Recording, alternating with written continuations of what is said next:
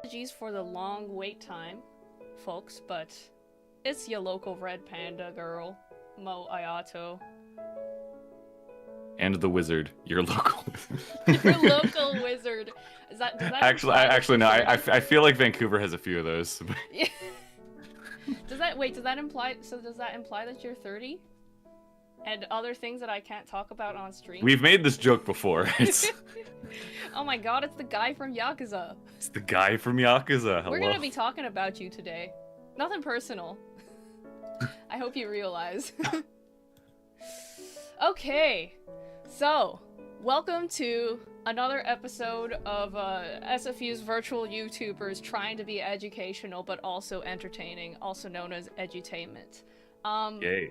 On today's stream, me and Faye have sat down and we came up with this rubric/report card that we will be using to grade the games that we played so far in as objective a way as possible, as if we were teaching assistants and the professional AAA game studios were our students. I mean, we don't have to be chefs to be able to critique food, I guess, right? Right? In theory. We're not gonna get in trouble for this, I think. We hope. Wait, are you okay? You're like kind of leaned backwards. Oh, you're good. Okay. Oh, that's because I am leaned backwards. But it's Have you considered leaning forwards? You need to understand my chair doesn't allow for that too much, but yeah, back problems, bro. But yeah, I think I might need to buy us a little bit of time so that I can put what we're currently reviewing on the screen, maybe? Let me see if I can do that. Hold on. Oh no. But while I do that, can you buy me, like, a minute or two of time? Feel free to, like, Sure. maybe walk them through what we've, the kind of overall things that we're grading against. Sure. So basically, as Mo said, we have tried to keep this as objective as possible, even though our subjective opinion is very present in these games. We're kind of going over what we've seen in our own experience in like game design courses and such. So we have a very like hard like gameplay mechanics section. Functionally, does it work? Is the loop clear? Is it balanced? Is it doing something cool? How's the user experience, right? And then we have contents on like aesthetics and art. Is it cool? Is it well done? Is it executed? Does it assist the concept? And then we have a category for fun. Because very simply, is it fun? Because if a game's not fun, then what's the point? Do people get that reference anymore? I don't know. It's okay though. I mean, like the principle remains the same. Hello True. To our stream regular Kevin. Welcome. Hello. Welcome back. Yes, good to see you. And some other potentially familiar faces. I saw Senku in the chat earlier. Yes, I did see Senku in the chat as well. Trying to figure this out. Graphic design is my passion. Oh wow, that's ugly. Yeah, we really had to bake the text into these guys, huh? I know, that was really stupid. Can I do outline? Oh, I can. Okay, hold on. Let me fix this. I promise this won't be as ugly in just a moment. Maybe. Oh yeah, now we're talking. Hell yeah, okay. Now I just need to add the pictures, and it will definitely spill over, but that's okay. Okay, we'll start with, I guess, our first game, which is going to be the game that we played together, Split Fiction. For the first time, yes. Yes. I think it was like after you played Monster Hunter Wilds before or yeah, after? I played Monhun, and then we just said, you know what, Split Fiction, because yeah, right. that was the time where we were going to do a roast stream, but right, yeah. It didn't pan out. Okay, this is so ugly, but there. That good enough. Good enough. Good enough. Okay. All right.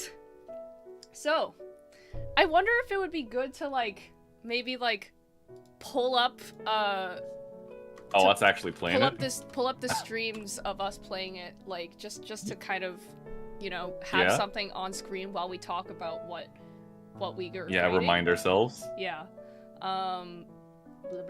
Here it is. gonna mute it so I don't have to hear myself.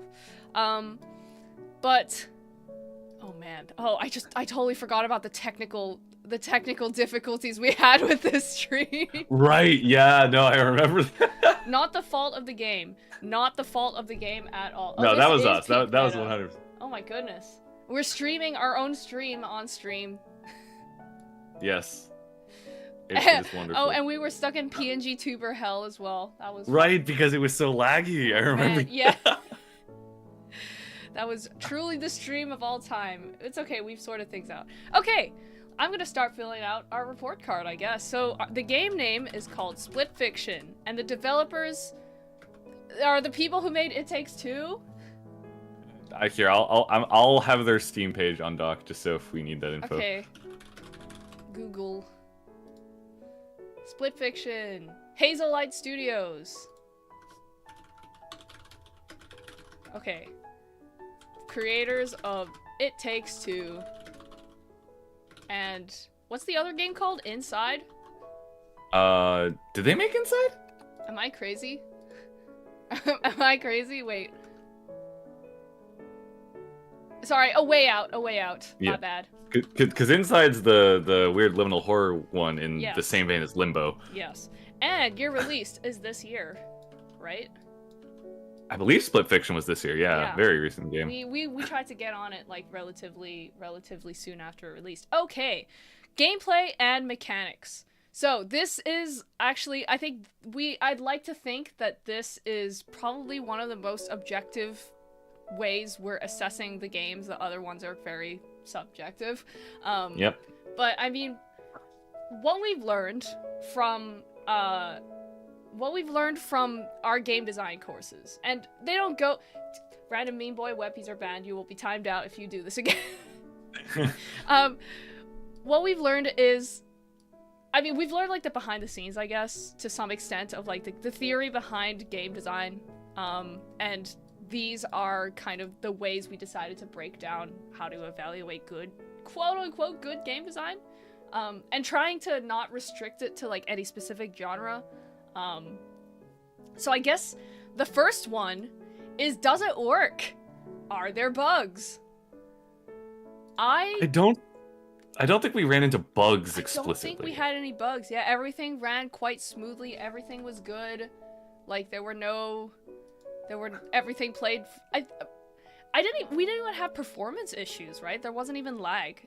Like, I don't think so. No, when we played not on the our game's own end, at hardware. least. Yeah, not on the game's end. When sometimes we'd have bad hardware, like the first stream, and it was pretty cooked. But other than that, it was a pretty smooth experience. So I'm giving this an A.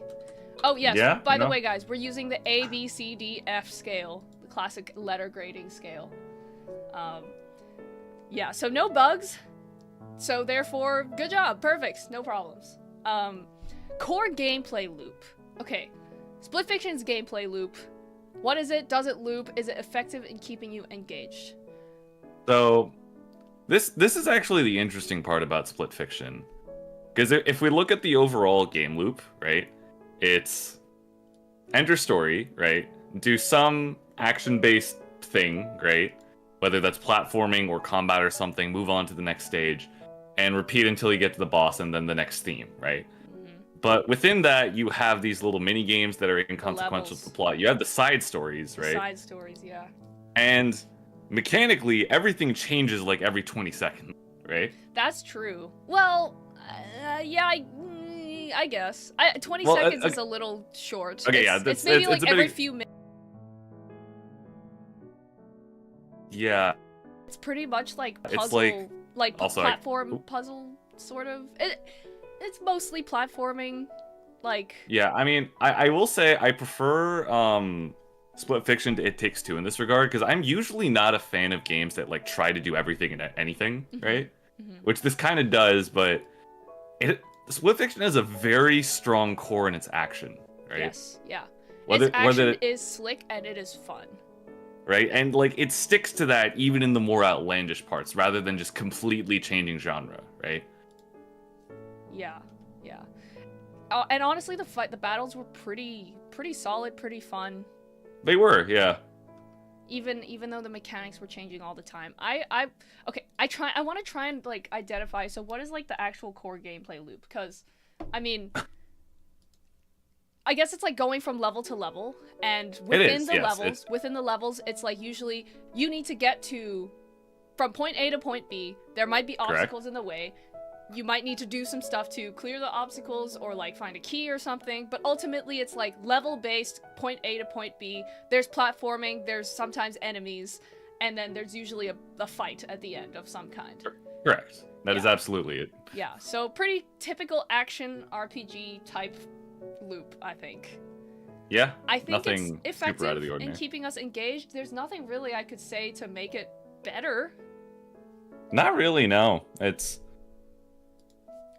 I'm trying to think of what I felt when I actually played the game. It's like,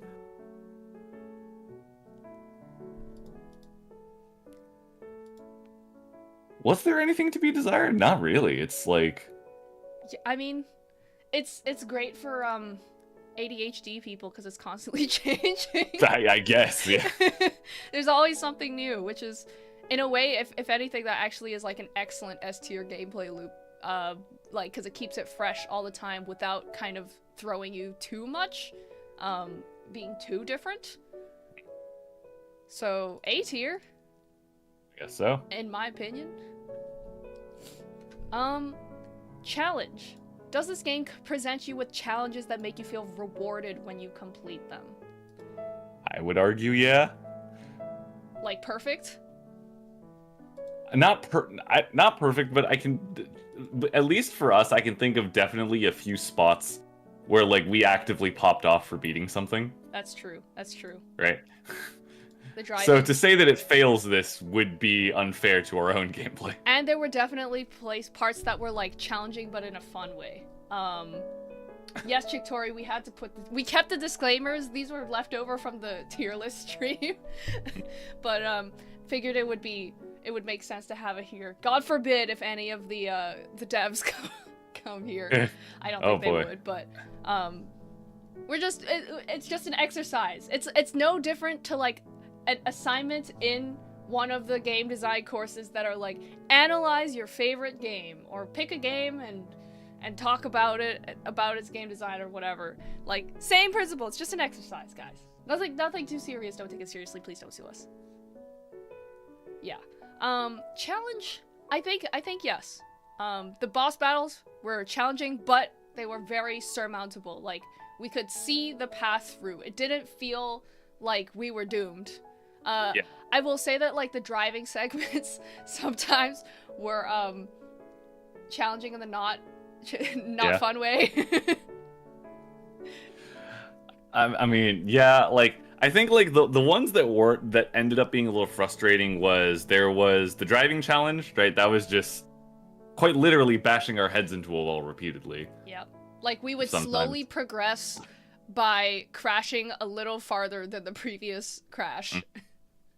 And then there were a couple boss fights that were like, we knew exactly what we needed to do. It's just the hitboxes felt very large for what they were.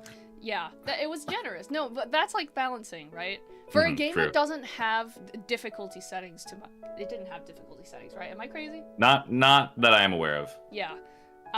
For a game that didn't really seem, from what I remember, didn't have difficulty settings, it was surprisingly well balanced. I do wonder if, it might have been too challenging for people who are not gamers. I remember us saying that, if we were not gamers, this would be tough.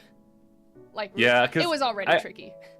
I mean, that is one of the weird things about, like, It Takes Two and Split Fiction, is that there's a very large audience of people playing this that do not play games regularly, right?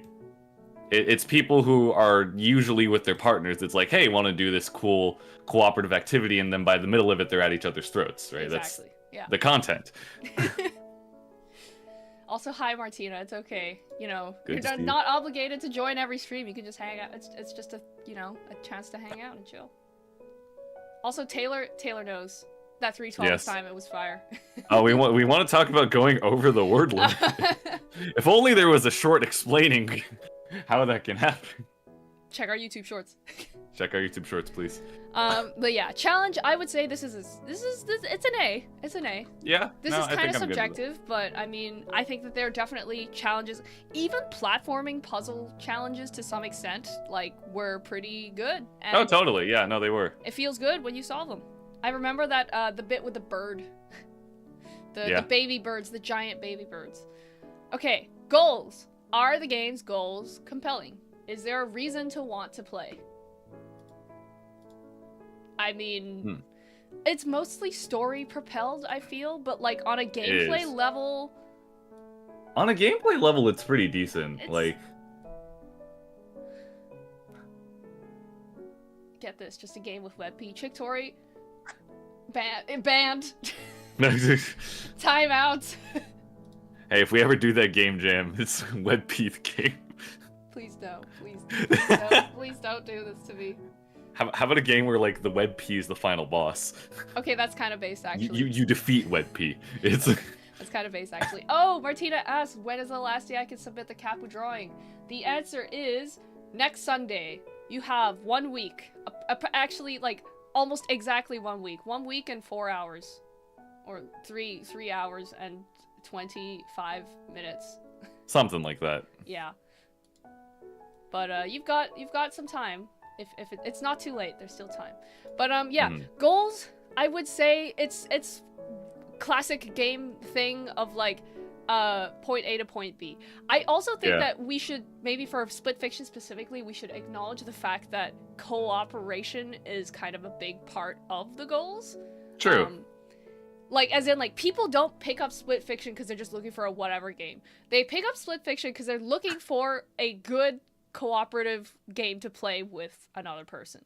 Yes. And I would say it delivered on the co-op front. Oh, absolutely, it did. Yes. There were times where it was frustrating, but I guess that's kind of that's how it's gonna be. It's hard to avoid that. Well, it's kind of like the what do you call it? The frustration doesn't necessarily come from the game. It's at each other, right? True. It's at each other for not doing the blatantly obvious thing that we need to do, or not being good at the game. That is true. Okay, well, I would say games' goals are obviously, A, you want to progress the story. B, you want to play actually, A should probably be play a cooperative game. Yes. Like, have a cooperative game experience. Have a buddy that you want to beat the levels with. Okay, Martina has a bunch of questions asking, where can I submit the Cappu contest? I believe. Faye, do you think you can grab the link? And... Yep, I'm doing that right now. Thank you, and just put it in the chat like as Cappu contest, and we can pin it, I guess. Yep. Yeah, and don't worry, Martina. The Google form has all the rules, and that's also where you can submit your Cappu contest entry. What is the lore to split fiction? Well, to put it very lightly, it's not actually, that's not really a game I can explain in one sentence. I guess like there's a bunch of like authors, like story writers, and there's a company that's like, hey, we want to have story writers, like authors, work with us for some we have this technology, and any authors that join us, you'll be able to kind of go into a virtual world based on your story, and that's super cool, right? You can explore. But what the machine actually is it's stealing your ideas and your creativity and everything. Yeah. And two of the authors realize this. They get trapped in each other's worlds, and they must escape and destroy the machine. Yeah, they're using like glitches in the system that they've caused by accidentally jumping into each other's worlds, and they have to navigate through their worlds to get out and defeat the CEO of the company, who's what was his name? Raider? Yeah, something like that. They're also using these worlds to heal trauma. Oh yes, yeah, oh yeah. All their, I mean, it's kind of just a result of like all their stories to begin with are a way for them to process and communicate, like work through their trauma, basically. Yes. So, yeah, there's a lot of that. Okay, goals. We 8 hours worth of streams. If you we did get quite a lot of streams, yeah. I mean, the goal being to play like a good cooperative game where you actually have to cooperate and communicate with each other. Yeah. I think it does the job really well. Yeah. Hazelight Studios is really good at doing that. Yeah. I've only played It Takes Two since we did the streams. I haven't played A Way Out, but I think it's better than It Takes Two, actually. I agree. No, 100%. Just in terms of gameplay, just in terms of challenge and the gameplay loop and everything, it's fun. Kevin says, from what I've seen, it was split screen. That's right. It is almost very split screen. When it's not split screen, it's like you guys are on the same playing field and moving at the same time. Kind of like. I mean, even then, it's like you're on different parts of it or different angles, right? It's like. Yeah. Sorry, you can like maybe see part of my screen right now where I'm skimming through our stream, and you can see that it was split screen. But yeah, it was always it's pretty much like 90% split screen. Yeah. And they really use that to their advantage. That is absolutely. We'll get to that. We will get to that. We will absolutely get to that. But can we give higher than an A on this? It's A plus. Maybe A plus somewhere. Yeah. Should we give like plus and minus grades as well? I think we can. I think that's fair. Okay. Challenge. I'd say challenge is like just a regular A. Yeah, I agree. Goals, a regular A. Yeah. Responsiveness. Does the game respond to you, the player, well? When you do actions in game, are there consequences? Yes. Yeah. Well, I mean, I vividly remember when you realized that we both got weapons, and you immediately realized you could do damage to me. That is true. That is true. Also, like, I remember using the whip and stuff or like the psychic thing, the telekinesis thing, where I lifted up a porta potty and kept throwing it around. Yeah. And being able to destroy like things, not everything, to be fair. But like a surprising amount of this world was interactable. Yeah. Yeah. Even if it was just minimally. Yeah. I'm trying to think of like if there is kind of like one thing, and that's like how little consequence it felt like there were for dying. True. I mean, it is sort of more of a recent trend to either not have lives or just quicker respawn time. True. I understand. I do understand the value in that, but at the same time, yeah, I'm trying to think of how much of a bane that is compared to a boon. It's like.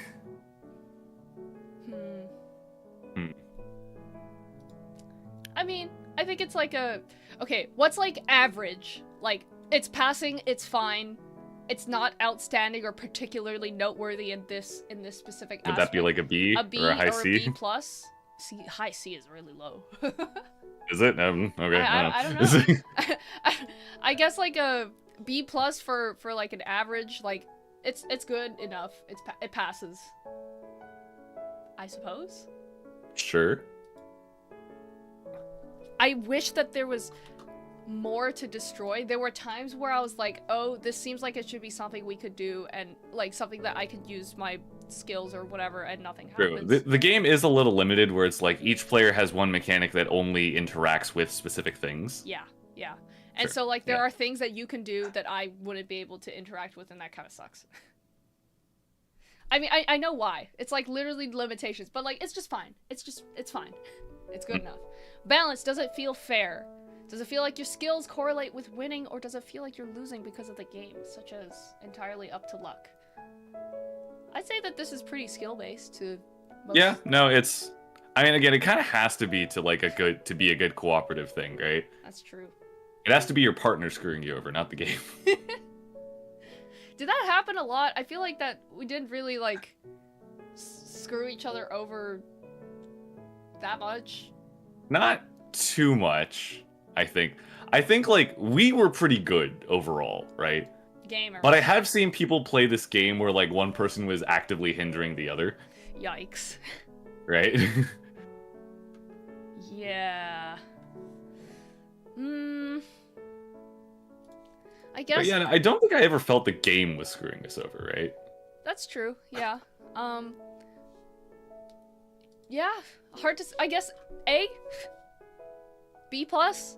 Yeah, A or B plus, I'm fine with that. I'm trying to think of like where luck kind of played into the equation at all.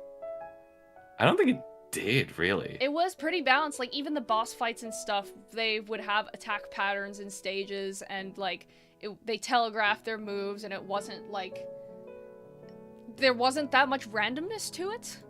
Mm-hmm. So, yeah. Okay. A, I guess. Balance. It's a good game. Yeah. Innovation. Is Innovation. This game doing something we haven't seen before? It's an A+. It's an easy A+. It's a bit of spoilers, but that final split screen sequence, I have seen similar before, but something executed on that scale at that efficacy, right, was remarkable. Absolutely. Let me see if I can. Okay, I'm gonna pull it up, but we're not gonna show like the final boss, I think. Where's the part where I can show without spoiling? This one was pretty cool, I guess. Yeah, so like, yeah, there's a portion where the split screen is actually literally split fiction. What is happening right? to me here? I don't know what's happening to you here. Okay. Yeah, like these sections, right? These were crazy. Like, the split screen becomes a tangible, interactable mechanic, right? Yep. As opposed to something separating the camera angles between you and the other guy. Yeah, and that's really cool. The fact that it's changing like dynamically depending on where you are in like the same level, or they're technically different levels. That's the crazy part. Yeah, no, it is. It's like, I do not want to imagine to think how this was implemented. Like, extremely impressive. Really, honestly, like, groundbreaking stuff as far as co-op goes. Like, they were really pushing the limits of split screen co-op gaming. Yeah, it's like they took everything they knew from like It Takes Two and just made it better. Yeah. And significantly. they played with the meta a lot more, and that's really cool. Because, like, don't get me wrong, most of the game is just regular, run-of-the-mill, we are in the same space, but we are in different parts of the same level, and, you know, one person needs to push a button so that the other person can walk through. And that's good. You know, that's good co-op puzzle design.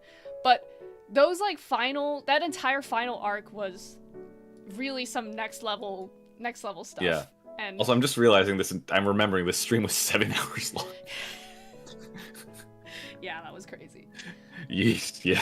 Martina asked, when rating games you have played, do you mean games you have played together or all games you have played? The answer is both. Anything that we played on stream, we will be rating. So don't worry, we will get to And a Dream Barbecue. We will get to Outer Wilds. It's just that Split Fiction is the one we both played on stream, and it was one of the first games we played, so we thought it'd be good to start with that one. But, yeah. A+, if I could give this a higher grade, I would. Yeah. But really, really good innovation in mechanics, and really pushing the boundaries for co-op. Big respect to the developers for doing that. UX, is it a smooth experience for the user, or does it hinder the game? I'd say it's fair. It's very unintrusive. Yeah, like, it's okay. This game loves its yellow paint. Oh yeah, that is true. For those who aren't familiar with what yellow paint is referencing, hold on, yellow paint, was it from Final Fantasy? Was Final Fantasy the first one? Yep, that's the one. Yeah, that's what it is. So Final Fantasy. So yellow paint is a game design term where basically developers paint or denote things that are interactable in yellow, right? Just so this is more common in like open world games where like not everything is actually interactable. Yeah. But in the case of Split Fiction, it's just anything that you could run on, you could climb, yellow paint was there, right? Yeah. Despite this, we forgot that wall running existed a couple times. That's true. That is true. All right, the ball section. Yeah, the ball section. But, I mean, yeah, UI was overall pretty unintrusive. Occasionally, there would be, like, markers. I'm trying to think of, like, if there were times where it kind of got in the way at all. Okay, so, like, yellow paint is, like, like the way that, okay, hold on, I went too far back. Like that dragon section where like the paths are clearly marked. There's like it's very difficult to kind of go too off the rails because of how clearly they mark parts. But yeah, very little UI in most gameplay, which is not a bad thing. In fact, I would argue that that is a good thing usually, right? Yeah. Were there ever times where we were like, oh, I don't know what to do, I don't know what I'm supposed to do? Yeah, and I think the only times where that happened is when we forgot wall running existed. Yeah. Because for some reason that wasn't obvious to us. Yeah. In those situations. Yeah, there were that was a few times, and I do wonder if like it could have prompted us, like just a little button. But they did that most of the time. Like for example. Yeah, no, they usually do. It's just I think we saw the wall and didn't recognize that it was a runnable one, right? Yeah. I'd say, like a B+. Like, yeah, okay, no, for example, like you go up to a thing and then there's usually like a button prompt. Okay. Yeah, like the little my stick thing here, yeah, right? See, it's yeah, like left stick that says, oh, you could do this. That's how you control. And it's very unintrusive, but it's also like effective in communicating. Sometimes it's a little too sparse, maybe. It wasn't that Wait, big. are we talking about the UI or the UX right now? We're talking about the, oh wait, shoot, it's UX. Yeah, it's... I mean, UI is part of UX, but I forgot. Okay, broad UX speaking. Is it a smooth experience? Yeah, yes. Fairly. Like, I don't think we were ever too stuck, right? Yeah. Yeah. Okay, what's your verdict? B+, A? Yeah, that's not... B+ sounds fair to me. B+. Yeah. Aesthetic and art. Okay. Is the aesthetic well executed? Did they achieve what they were going for? Is there a high level of technical skill in the art? I mean, it looks great. Yeah. And also, like, I think, especially in that last, like, the huge split screen section, this was made by people who do know how to show off their cool environments. Yeah. I mean, like, they outsourced a lot of it, but, like, that's even so, like, still extremely cool designs that were brought to life very effectively. And, like, there are the shots where, like, you know, you're interacting with something and the camera draws a bit, letting you see the whole thing, right? It's... Yeah. I mean, I think that, lighting was kind of a strong suit. All the cyberpunk world sections were gorgeous. Absolutely, yeah. Would you consider Hazelight Studios like a AAA game? AA at least. I think it's yeah, AA, maybe triple. It doesn't feel like the big name ones, like, you know, like Bethesda or Obsidian or whatever. But yeah, I'd consider it AA. How do we feel about the art style of like the characters? They're kind of going for like a mostly realistic. Yeah. Yeah, this is like one of the cutscenes. You see, like, honestly, I somehow usually found like the out of like world cutscenes in the real world to be a little jarring because it's like it's so bland in comparison, right? Like I get that's intentional, but yeah. But like yeah, and anything that happens like in the fiction world is very meticulously crafted and just gorgeous environments. I don't particularly care for like the style that they chose for the human, like the characters. Yeah, it's fine, no, that's fair. I mean, but it works. It works. It works. Yeah. A? Though to be fair, I think we should also consider that like the aesthetic changed in some of the side stories, right? Oh, that's true. That's true. They did do that. Like the game where it was a hand-drawn yeah, thing. like the sketchbook kind of thing. That was sick. That was really cool. I wish that they had done that more. But I understand that it's very intensive to do that, so I get it. Yes, which is why it was there for one and then never again. Yeah. Okay, giving it an A plus A? I think A is fine, yeah. It's fine. Now I'm concerned that like all the games we grade are just gonna be A's across the board. I mean, we'll see. We'll see. There are some great games I know you have here, a couple on there. And then there are some not so great games here. Does the aesthetic complement the game well? The set design definitely does. Yeah, no, and like it kind of has to, right? It has to, because it's all like this game is all about the stories and the settings and the beauty of like being transported to like fictional worlds and how awesome and crazy that could be. So I think it delivers in that respect. I do wish that there was more exploration in art style, considering how different the settings are. Yeah. Like I think my one complaint about this was like all the sci-fi sections kind of had their own feel each level. The fantasy sections felt very homogenous. Yeah, true. Do you feel that way about the sci-fi ones as well? Well, like the sci-fi ones, at least it's like, how do I put it? It's like it was like different brands of sci-fi, very vaguely, right? Right. You had this sort of cyborg ninja thing. You had a heist thing. You had a jailbreak thing, right? You're in different quadrants of the same genre, whereas the fantasy one felt like very consistently true animal high fantasy. True. Yeah, that is true. Yeah. Okay. B+? Yeah. B+. UI. Now we're talking about UI. Oh boy. Yeah, well, it's unintrusive. The menu UI is extremely basic. It's fine. Yeah, it's nothing special. Nothing special, B+. It works. It works. Sometimes I wish it was a teeny bit more intrusive in terms of guidance, but that's a personal taste thing, I guess. Does it look cool and work with the aesthetic? Maybe it's a B. Yeah. It's like, okay. It's basic. Maybe it could be more. I don't know. Okay, bye, Martina. And yes, we'll get to Enna. Don't worry. Yeah, I don't know. The UI does not particularly stand out because it just doesn't have a lot of presence. We just don't see it very often. Yeah, no like diegetic UI either. Yeah. Which is, oh, one thing I did think was interesting was the when you die and respawn. Oh yeah, that little like puzzle unlock thing. I thought that was an interesting way to kind of do that. I wonder if I could pull it up here. One of us dies eventually. If one of us dies.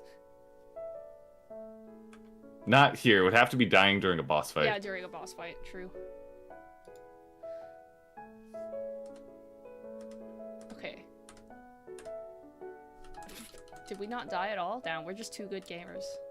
I mean, at this point, we're like how many hours into this? Oh, yeah, that thing in there. The corner. So I'm not sure if people can see it. Hang on. Probably not. Window capture. Okay, so right here. Okay, in the top left corner, you can see that like one of us died, and there's like a little puzzle of sorts. Well, it's really just mashing the button. Yeah, you just have to mash that button to make it fill the gauge faster, which therefore leads to your respawning. And like, yeah, that's an interesting way to do it, and it's pretty fun, and I like that it's diegetic, kind of. I don't know if this kind of goes to their like consequence for dying, right? We're not gonna kill you if one of you dies, but you got to work for it. Yeah. So that was a pretty interesting choice. And I guess I like that. I think that's cool. Sure. Maybe I'll bump it back up to a B+ for doing little cool things like that. But yeah, otherwise there's not really much to comment on in terms of UI design. It's not particularly remarkable. It doesn't have that much presence to begin with, so yeah.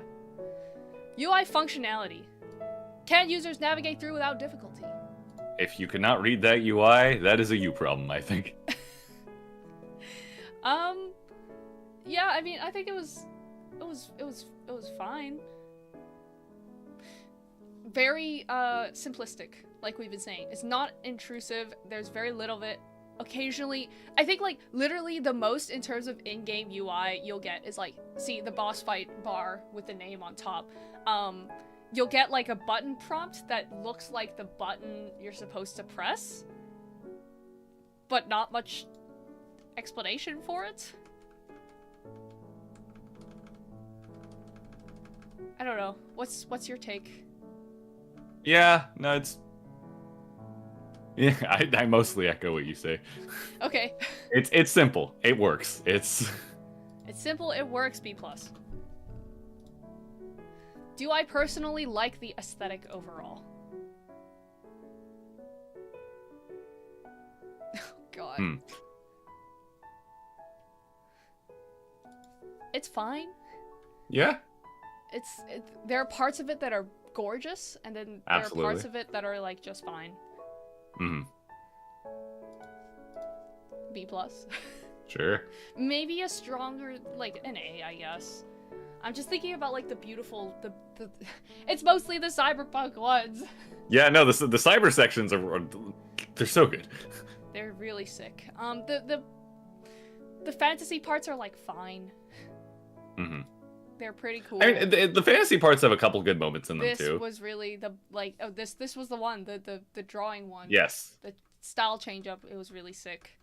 But it was like a one-off gimmick for one of the side stories, which is sad.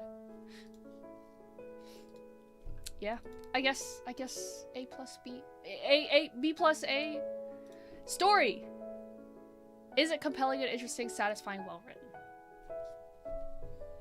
I actually didn't care that much for the story. I'm in the same boat. It was like it's fine, but I guess like there was like the exploring the personal trauma of the characters. True, but even then it didn't like. How do I put it? How do I put this without saying I'm not sad that your sister? Because... No, you're right. You are right. And at the and also like the overarching plot of like the evil corporate CEO. He is evil and he's going to steal your ideas. Did he ever get like a deeper motivation, like, or backstory beyond? No, I'm pretty sure he just wanted money, which, like, to be fair, is like accurate. Is realistic. Yeah, right. That's how most crappy CEOs are. But that is true. But yeah, it is a little on the one-dimensional side there, and that's a rip. I don't know. What's your grade for story? I'll give it like a B minus C plus. Personally, it's B minus C plus. I'm kind of in the same boat of like C plus. I wish, like, this is like a quite story-driven game. Yeah, it's literally about writing and stories and creativity. It's like, and like, you know, this whole idea of like a lot of your creative process is based in your life and the people that inspire you. I think is a great theme, right? They just didn't explore it as much as I would have liked. They didn't explore like the like motivations deeply enough. Yeah. I'm gonna throw this out there. I don't think sci-fi writers and fantasy writers hate each other. Right? If anything, I feel like they're in a very similar boat. Yeah, most real CEO. Okay, that is true. True. Like, Raider, the most accurately written character, like, ever, right? Was he a cool villain? Meh. Like, he's cool, mechanically. Mechanically, the principle... Okay, I just feel like the story had so much more potential. Like, stories about stories are always so fun and exciting because you could be meta and crazy.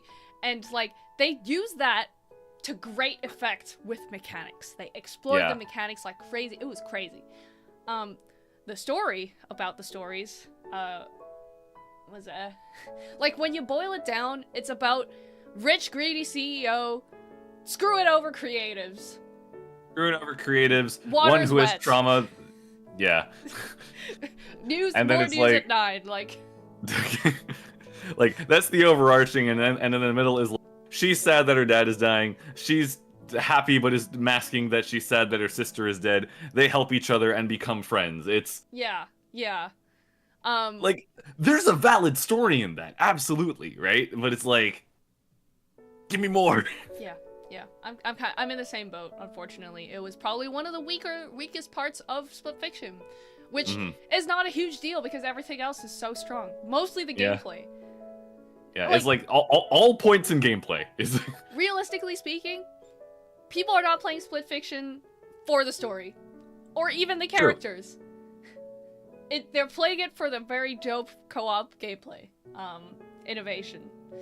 So yeah, not a big deal. It is what it is. But yeah, only unrealistic part of him was if he was real, he'd Boeing whistle blow you immediately. I'm not sure if we can comment on that. Yeah, so I don't get in trouble, I'm not going to speak any further on the topic. Yeah. I will just say I did appreciate him letting us split his fictions. Can I do the gesture? Hold on. I don't know if my hand tracking is realistic enough for me to do Oh it. boy. I'm opening the fictions. Alright. We really split his fictions. Okay, last category, fun. Is this game fun? We, just to add a little legitimacy to our rubric, we added some game theory stuff here. Sorry, not game theory like MatPat game theory. But like games theory as in study. Game design theory. Yes, there we go. It's these were like in our classes, IAT 312 and 410. These are a couple of like the main frameworks that we use to quantify quote unquote fun in games. So there's like different types of fun and different reasons people play and different types of gamers, right? But I would say, does this game meet any or multiple of the frameworks of fun or categories of fun? And I would say yes. Absolutely. Absolutely. It is mechanically fun, like the platforming and the action. The action is probably the best part about it. That and like I don't know what you call the parts that are like Sonic, where you're running, you're sliding around, you're flying around, you're driving sort around. Of like weird temple run parts. Like you didn't have to debase it by calling it temple run. Okay, I'm not saying temple run is inherently a bad thing. I mean, listen, I love the temple run is a fun game, but like I think okay, whenever I say this is temple run level design, that can either be affectionate or derogatory. It depends on how well it's done. Temple run Split fiction boss. was okay. Yeah, it's exactly. Yeah, I think that like the action was pretty fun. Was it groundbreaking? In some ways, it reminded me of games like Metal Gear Rising. The fight scenes kind of reminded me. You did say that a lot. Yeah, I did say that a lot while playing. And it's not because the only action RPG I played is Metal Gear Rising, okay? I've also played Monster Hunter. Maybe you should just play Metal Gear Rising on stream. I finished, I put like maybe like 20 hours into it, but I didn't finish, or not 20 hours, like 10 hours or something. I didn't finish it though, so maybe I should. But yeah, so in terms of gameplay, definitely I think fun. It's got several types too, like sometimes we have puzzle solving. They're not particularly complicated though. I mean, I would say like, but framework wise, this is mainly sensation and challenge based. And people fun. Yeah, it's people fun, absolutely. / fellowship. I think that the people angle of it, the social aspect of it, the cooperation is obviously that's one of the biggest appeals of split fiction and yeah, it's vital. It's necessary. Yeah, that's why they have a lot of things that are inconsequential to the overall game, but it's like it's just things for you to mess with the other person with, right? Exactly. Like me beating your ass with my exactly. whip. That you're right. We shouldn't say anything more about that. Anyways, is this game fun? A yeah, plus? I'm willing to say A. Did you have enough fun to warrant an A+? Yeah. It's an A. It's an A. It's an A. Okay, for me, like, sometimes when I'm really having fun on a game, I will be so locked in that, like, I'm having so much fun that I'm literally smiling and laughing. Right. Did I get to that point with this game? Purely from the gameplay? I guess.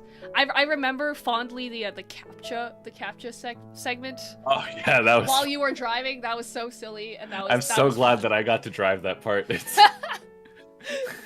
that was fun. There were times where it felt a bit grindy, I think. It did, yeah. Yeah. But generally speaking, fun game.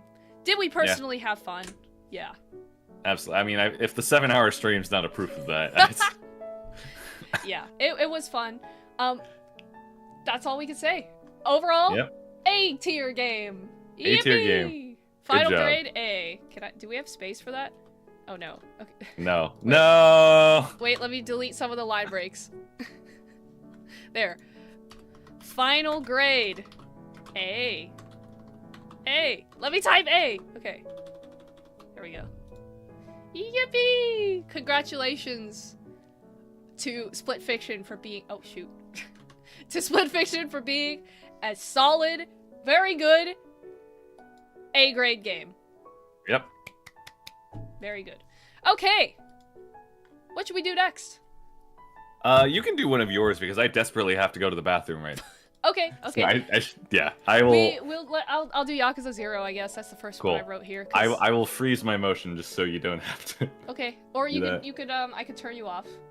Nah, here, freeze. Oh, okay. Frozen. All right. Be back. Go ahead. Here we go. I'm gonna duplicate the rubric. This is for the Yakuza heads. Okay, Yakuza 0. Alright. Game name, Yakuza 0. Developers, oops, that's the yellow paint. Yakuza 0 was developed by Sega and, Like a Dragon Studio. We're just gonna put Sega, I guess. Year released, 2015. Okay. What says, I liked when Split Fiction surprises you like the capture of the pig side story. They didn't need to have a controllable hot dog for half a minute, but glad they did. That is true. That is true, and that is why we gave them, like, an A+ for, innovation, obviously. Like, there's so much unique, and the way that they really push the limits of, you know, split screen and co-op, like, couch co-op. I know technically it's not couch co-op, but, like, you know, local co-op, that's really cool. They really did something that has never been seen before in games, and good big ups to them for that. So, yeah. Okay, Yakuza 0. Let me change the picture for what I'm now grading to. Oh, it's very large. There we go. Yakuza 0. Okay. Okay, Yakuza 0. Now, keep in mind, I am playing the Steam version. I don't know if, it was always on Steam? Like, was it? It was released for PS4, PS3, Xbox One, and Windows. I'm guessing that is the Steam port. Hold on, let me see. Okay. It was released on Windows 2018, so it was a few years later from the original game. And what my honest opinion is... Guys, I enjoy Yakuza 0, but there are definitely some bugs. And most of the bugs are in terms of playability. Like, things like the camera control wigging out. I'm gonna go see if I can find kind of examples from stream. Here. Okay. Yeah, camera control wigging out. Not be able to, like...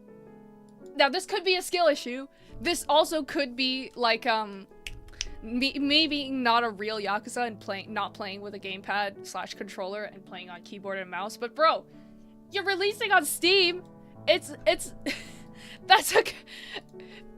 What if I don't have a controller? Okay, like, I shouldn't have like a significant worse experience for playing with keyboard, and you can play this on a keyboard because it's on Steam and it doesn't force you to use a gamepad. Of course, it is very clearly tailored towards using a controller, but that said, it's a tough time, and there are, it is, okay, see, Kevin, I feel validated because yes, it is jank with keyboard and mouse. The worst part is with the mouse, bro. I've never had a game, like, third-person, first-person action game like this, where the camera control is so jank. It's really difficult. I don't know if it's just me, but it's really difficult, and things will, like, occasionally glitch out, and that drives me nuts. It's not that bad. It's still playable, but I have to give it like a B minus. The bugs aren't funny. The bugs are just frustrating. Really frustrating. So, yeah. Like, points deducted, unfortunately, for, you know, being really jank on keyboard. And maybe that's because I'm not a real Yakuza, alright? I'm sorry. But they had 3 years to release this on Steam, okay? Since the original game release. They had 3 years to make things not so painful. And yet it is still painful. So, B+, pain. Maybe... Talking about keyboard? Yeah, I'm talking about the camera controls and talking about how annoying it is to play on keyboard and mouse. It is at times really rough and not in the fun way. Like, I said this earlier, but like the camera control, holy moly. It was not made. It was not made for mouse. I don't know. I didn't think it'd be that bad. Okay, core game loop. What is it? Does it loop? There's a story. There's also side stories that kind of play into it. How do you even control the camera on keyboard and mouse? You use the mouse, as most games. But the thing is that, like, it kind of has a lock on how far you can move your camera. And, like, sometimes it'll force you into a perspective so you can move the camera up, and then the camera will force your view back down. So you're constantly, like, up and down, which drove me nuts, I'm not gonna lie. I'm amazed that you managed to get that far in that game without a controller. Yeah, it was tough. I'm still getting through, but like, and also like fights, close quarters fights are so annoying with the camera, man. Okay, core game loop. You played Yakuza 0? Right? I have been witness to many a Yakuza. Okay. If I were to describe the core game loop, is you are in hub world. Your choices are progress main story, right? Play mini games. Or, right? Mini games, or go side story. Yes. In all cases, you are at the constant possibility of get in fight. Yes. Right? And then when you get in fight, it is beat guy until they pass out and give you money. Yes. I would say it's like for an open world game, it's got a pretty good loop. I do think that the fights get a little on the... Like, the fact that it always boils down to fight at the end is pretty frustrating. I know that that's not the case for every side story, but I do wish that there was maybe a little more variety, because there's so many mini games and mechanics and stuff that I'm like, make use of this. That would be cool. Okay, this is a thing that happens a lot later in this series, but going from Like a Dragon, right, which is Yakuza 7, that's a turn-based RPG from then, right? Holy crap. And they have an in-world justification for why it works like that. But the mechanics of said turn-based RPG are actually pretty interesting, right? Like, at first I was reluctant to hear that change, but kind of now going back and seeing you play Zero, I can see why they did that. Interesting. Right? Interesting. Yeah, I'm gonna give it like an A-. Because for an open world game, it's really got like a lot of things to do, and it makes you want to keep playing for sure. I just wish that there was less of the pattern of talk. Maybe I might give an item, fight scene where I fight, and then the end, repeat. When there's already so many options, like, please make more use of the options in the core game loop, but I don't know. Nitpick. Challenge. Does the game present you with challenges that make you feel rewarded when you complete them? I think at the fights are probably the part where I feel like I can feel myself getting better at this. Maybe. And that's rad. It feels good to not get hit and win fights better. That said, there are other challenges that are, and this is mostly of the mini games. I think the mini games don't quite have the same satisfaction of, you know, getting better and completing the challenges. Do I feel good when I've played the racing mini game? I mean, you also got to consider some of the mini games are literally just mahjong, yeah, just blackjack. Yeah, true.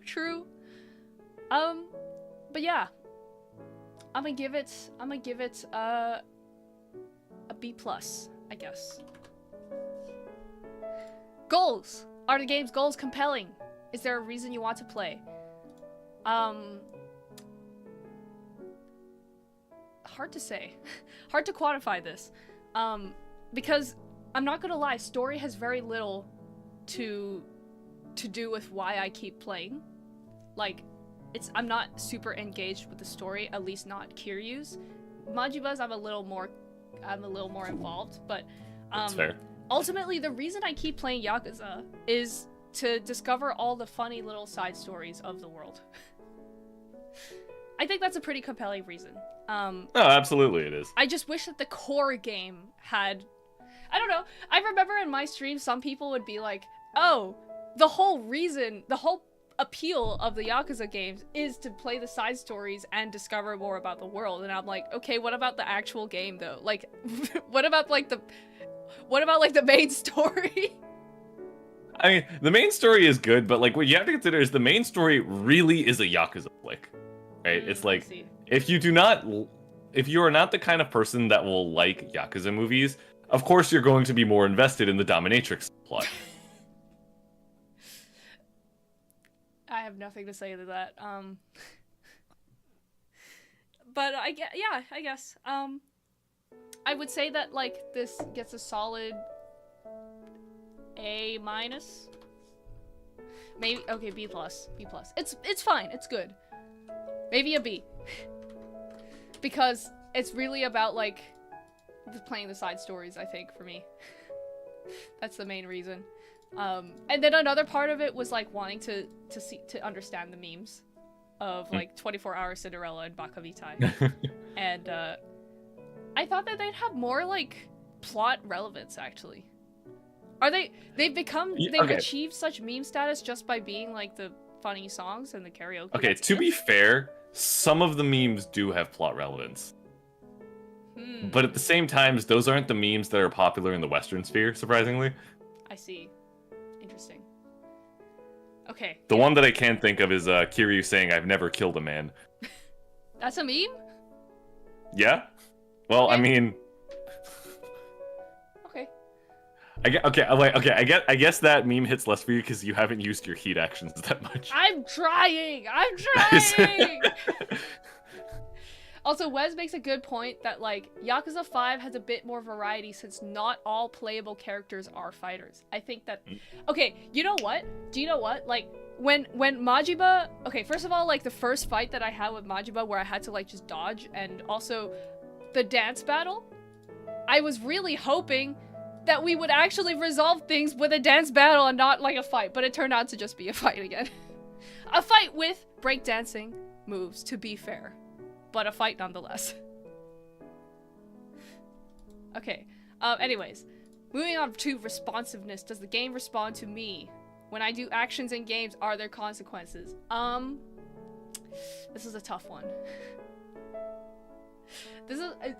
I don't know how much of this is, like, my experience playing on keyboard and mouse on the computer port, but, like, there are times where I was really frustrated, because of, like, jank. Okay, I guess, like, I think about it and, like, I can go around and, like, bump into people and they'll be like, oh, ouch. But, like, beyond that, like, I can beat people up on the street and get money and nothing happens to me. Nothing happens to me for it. Like, in broad daylight. Are you saying you want, like, the GTA police star system? Maybe! That really is, like, a sign of consequences for your actions. Or, okay, something like, you know, if the mooks come after you, like the street thugs or whatever, and, you beat them up, and, like, maybe that makes them, like, want, like, that's like picking a fight with their gang, so, like, they might come after you more or something like that. I don't know. Things like that, instead of the NPCs' fights feeling like kind of throwaway interactions that have lasting impact. Even the side stories, I wonder if there are really consequences beyond, I got a cool item. Did it do anything? Like, it's just an item. It's not a special item. Sometimes they just give me an energy drink and then, like, great. I don't know. This could be a nitpick. I just think of, like, interactions Consequences such as button spamming on certain bosses can get you punished. I guess. That's true. I'm thinking more like, broadly speaking, like, completing side stories doesn't do anything in the rest of the game. Doesn't have any impacts beyond I get a cool item. Even those things where, like, you know, like a woman is being harassed by like the random thugs and you could choose to pick a fight with them, and then at the end they're just like, wow, thank you, here, take this Torrenter Z. It just feels a little I don't know. I wish there was more to it. It's like a B for me. Okay, balance. Does it feel fair? Does it feel like your skills correlate with winning, or does it feel like you're losing because of the game, or winning because of the game? I don't know. I'd say it's pretty balanced. None of the fights are particularly like super difficult or super luck based. A? I'm trying to think of if there's a stupidly difficult fight in Yakuza 0 that you just haven't gotten to yet. I mean, I've been avoiding Mr. Shakedown like the plague. Ah, right. Well, that's Mr. Shakedown. Oh, the freaking kid, the 5th grader, the roided up 5th grader. Oh, right. That. Oh my god, that drove me crazy. But no, I mean, I think generally speaking, it is pretty fair. Like, I can acknowledge, oh, that was my fault. I messed up. I should have blocked. Occasionally, I will be frustrated where it's like, I'm blocking and nothing. Okay, I'm gonna give it an A- for that. Because I've just thought about all the times where I'm like, I'm blocking, but, like, it doesn't block. Or I'm getting stun locked and there's nothing I could do about it.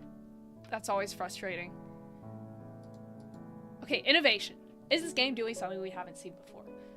Keeping in mind that it came out in 2015, I'm gonna say that it's fine. B+. I think it was. I don't think if Zero specifically does anything like phenomenally new. Does it? I don't think it does. Especially like within the series already. Yeah. Like, you see, if we're talking about innovation within the series, we go to Like a Dragon, Yakuza 7, right? Yeah. Which was a complete reworking of formula.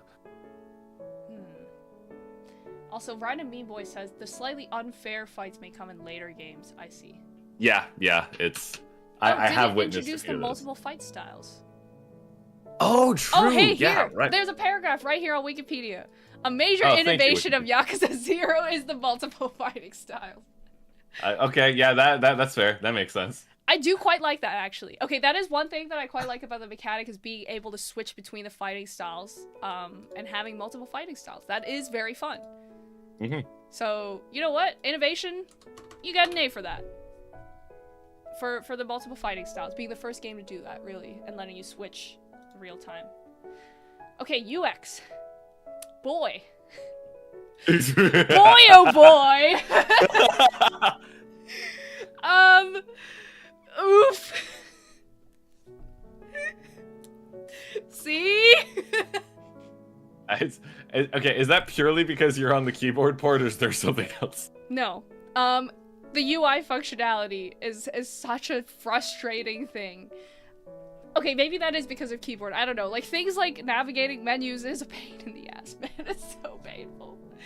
Even, I'm just thinking about, for example, the item system of, like, items in my inventory. And having multiple types of inventory slots. And also, like, the act of moving my items between storage and my pockets. Like, oh my god. It's so frustrating. And the actual UX is, yeah, that to me, that's like my biggest problem, is like things like menu navigation and like just moving through the game. Bro, saving! Manual saving, no autosave. Pain. They don't have autos. Oh, I forgot to mention for does it work? The massive lag spikes with like the super, what was it called? Like the SSAA thing, the super anti-aliasing that's turned on by default that causes with the lag graphics spikes. setting uber high. Yeah. What the hell? It caused my game to crash a couple times. Just saying. Did Split Fiction crash on us? I don't remember. Did it? But yeah. No, it never crashed. It lagged us. Yeah, right? it lagged us, but that was like hardware issues. That was our fault. Yeah, that was hardware. That was us trying to stream, run Unity, and also do Split Fiction at the same time. But yeah, right. UX is rough in this game. And I don't know how much of that is the PC port. I don't know how much of that is just keyboard and mouse, but all I can say is I played it on keyboard and mouse, and boy, oh boy. Don't worry, every game before Yakuza 0 has no save anywhere feature. Yeah, it... Awesome! That is true. Listen, Pokemon had the save anywhere feature a long time ago. They had it since the first game. They had it since the first game! It's possible! In 96. 95, actually. Okay, whatever. C for UX. Okay, aesthetic and art. Is the aesthetic well executed? Did they achieve what they were going for? Is there a high level of technical skill in the art? Yes! A, because I'm able to look at every single pore on Kiryu and Majima's faces, and their lip syncing is crazy. Yeah. Also, like, their ability to accurately capture the faces of live people is quite phenomenal. Like, indeed. The amount of times I've gotten whiplash, especially in later games, where I see a face I recognize from Japanese popular media, it's like, wait, why are you here? Yeah, it's really impressive. And I mean, me and Faye were talking about it when we were making this, about like, how would we, because like we initially we weren't sure how to add a thing that basically says, is the art good? This is basically that, but like, yeah. But I specifically referenced like how good the face capture, like or whatever they're doing with the face animations, whatever they're doing for that is really impressive. And I remember someone on my stream when I was playing Yakuza 0 was saying, oh, they actually pioneered a special like system of doing face capture just for Yakuza, and they have their own engine for these animations. And that work pays off because holy crap, it's literally some of the best like face animations and general like 3D realistic animations that I've seen in games. Yeah, no, it's phenomenal. It's great. Wes asked, do the cool intros to each fight with the title cards count as UI? Yeah, that is not a used. I don't think that's a user interface. Yeah, there's no user interfacing there. It's like it's a cool graphic. It's a cool graphic, yeah. It's a cool graphic design, but not necessarily of the UI. Okay. Does the aesthetic complement the game well? Yeah, it's a B+ for me. Sometimes I wish that like the game it could get really wacky. The game could get like that's part of the fun of Yakuza. I feel like the more I play is that the wacky side stories and the wacky characters are really like the heart and soul of the series. And and yet the art style is really, really serious and realistic, and they're not as expressive as would be fitting for the silliness, in my opinion. But it's good enough. It's solid. Maybe I'll give it a B. Needs more silliness. UI design. Actually, it complements the game really well when you're focused on like stuff like fighting and anything that's to do with the Yakuza. But any side story, it could be there's like tonal whiplash there with like how serious all the characters look and how realistic they are and how ridiculous the premise is. Bro, the freaking dominatrix sub-story, okay? Or side story. I do feel like they do better with that in later games. Like, they add animations to the models that are, in fact, goofy. Okay. Yeah, right. Good to know, because, yeah, there's not really much of that in Zero, from what I've seen. There's a lot of, the characters are posed still, and then, like, it cuts to the next shot, and then the characters are posed in a different way. You know what I mean? There's, like, not much animation, or the faces are not particularly expressive or anything. I don't know. Yeah, that's my opinion. UI design. Ah! Okay, this is where I feel the strongest about Yakuza 0. I'm sorry. I'm sorry. The game is pretty good otherwise, but this is really where it suffers. Okay. UI design. Doesn't look cool and work with the aesthetic. No! It's ugly! It's ugly! For how much I have to spend in here, these boxes, I'm sorry, it's ugly. And also frustrating to use, but we'll get to UI functionality in a moment. Yeah, it's a C. It's a C minus. Oof. No, okay, I'll give it a C because it's like it's fine. I guess I can say that. No, it's just ugly. Sorry. Not even a single word to defend it. Just listen. The mini map is good. The mini map is good. And the HUD is not that intrusive. It's got the basics on screen. A lot of the important stuff is communicated via minimap. But oh god, the menu design. I just want to talk. Selecting your words. It's like... I just want to talk.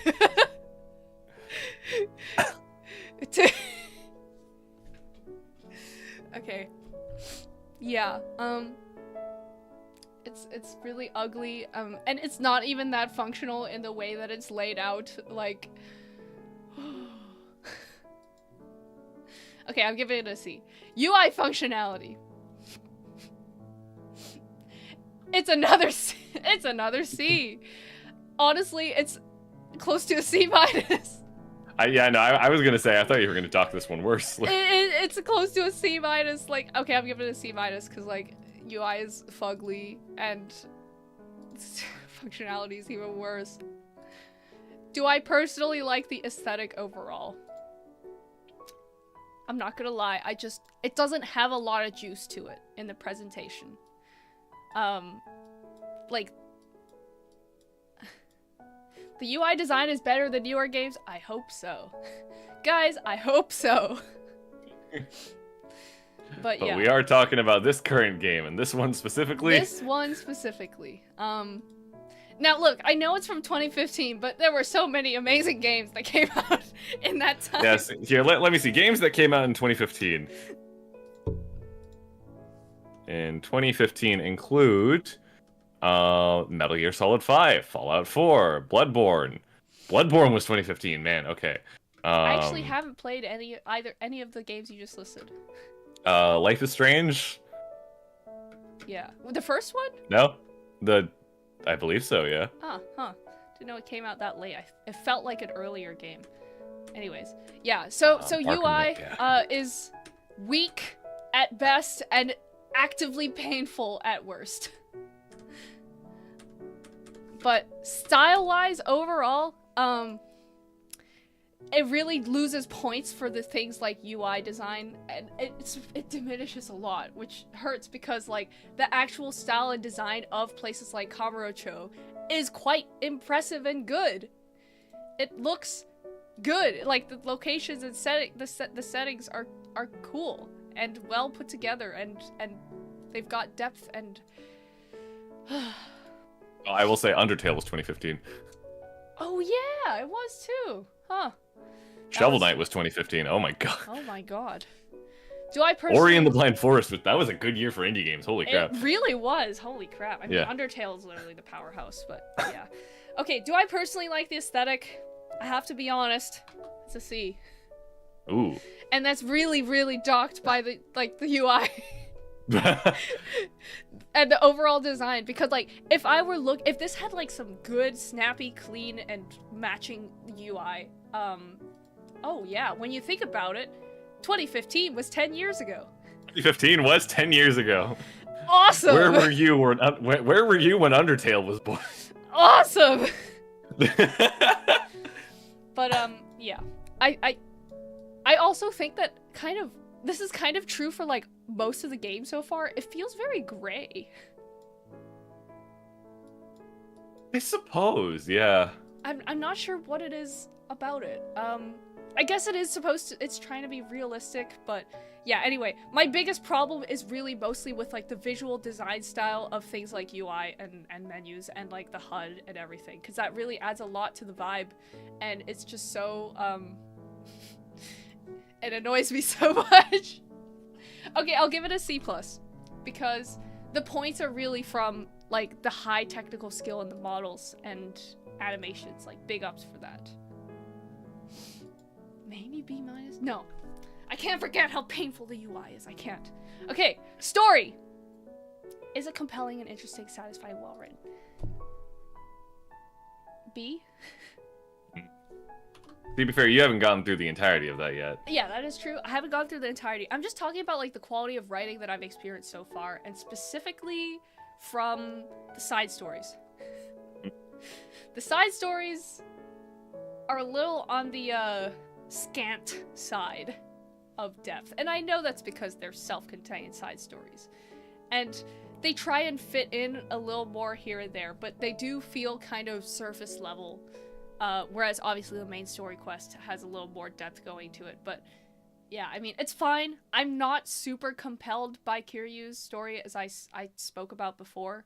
Majima's has me more interested, but yeah, the characters, maybe it's because I haven't gone far enough in the story yet. I don't know. But it's a B to me. It's like pretty alright. It's pretty fine. Last of all, is this game fun? The main story gets better the more you play. Okay, we'll see then. Sensation, fantasy, narrative, challenge, fellowship, discovery, expression, submission. I would say it's like a A-. Perhaps I have the most fun, you know, exploring the world and doing silly stuff like mini games. I'm kind of worried that like now that I played all the mini games, okay, except for like Mahjong. Yeah, you gotta have a stream just dedicated to Mahjong. No, I don't wanna learn Mahjong. I'm giving it a B+. It's pretty fun, but to be honest, at times it feels like a chore. At times it feels grindy. At times the fighting feels kind of repetitive, and it's not as fun and flash. I'm thinking about cases like Come to Suffer in Mahjong as a Yakuza fan canon event. I can't do it, man. I can't do it.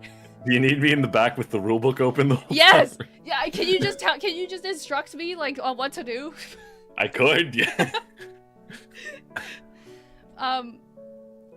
Okay. Actually, okay. Maybe I'll put B+ here. And personally, I had fun. Cause like I love the karaoke minigame, although it is not as fun as I expected it to be. I'm not sure what I was expecting, to be honest. But yeah, I think if you go into it expecting a super dedicated rhythm game, you're a little disappointed. Of course. I know it's a minigame. I know it's a minigame in a game that has a lot more going on. But ultimately, I think that where the struggles is kind of how repetitive it can get. The side stories are what help keep things interesting, but in terms of like gameplay, it's pretty repetitive in the fights, and I wonder if that will kind of diminish the fun the longer we go on. Because I know that like now I'm like every time the freaking mooks on the street who are like, hey, and they pick a fight with me. Like at first I was like, ooh, how exciting, I get to fight. I want to do every fight. Now I'm just like, just gonna run past them. I don't want to deal with this right now. So yeah. Did I personally have fun? I would also put this at a B+, I think. But yeah. Overall, averaging the grades, I'm gonna say that this is somewhere, this looks to be like in a B territory, maybe a B+. Does that sound fair? Am I crazy? I think it's fair. It's what I expected you were gonna come out of this. Not too nice, not too mean. Yeah. Yeah. I think that's kind of the final, because like there's some B minuses here, there's some A occasionally, A minus, C.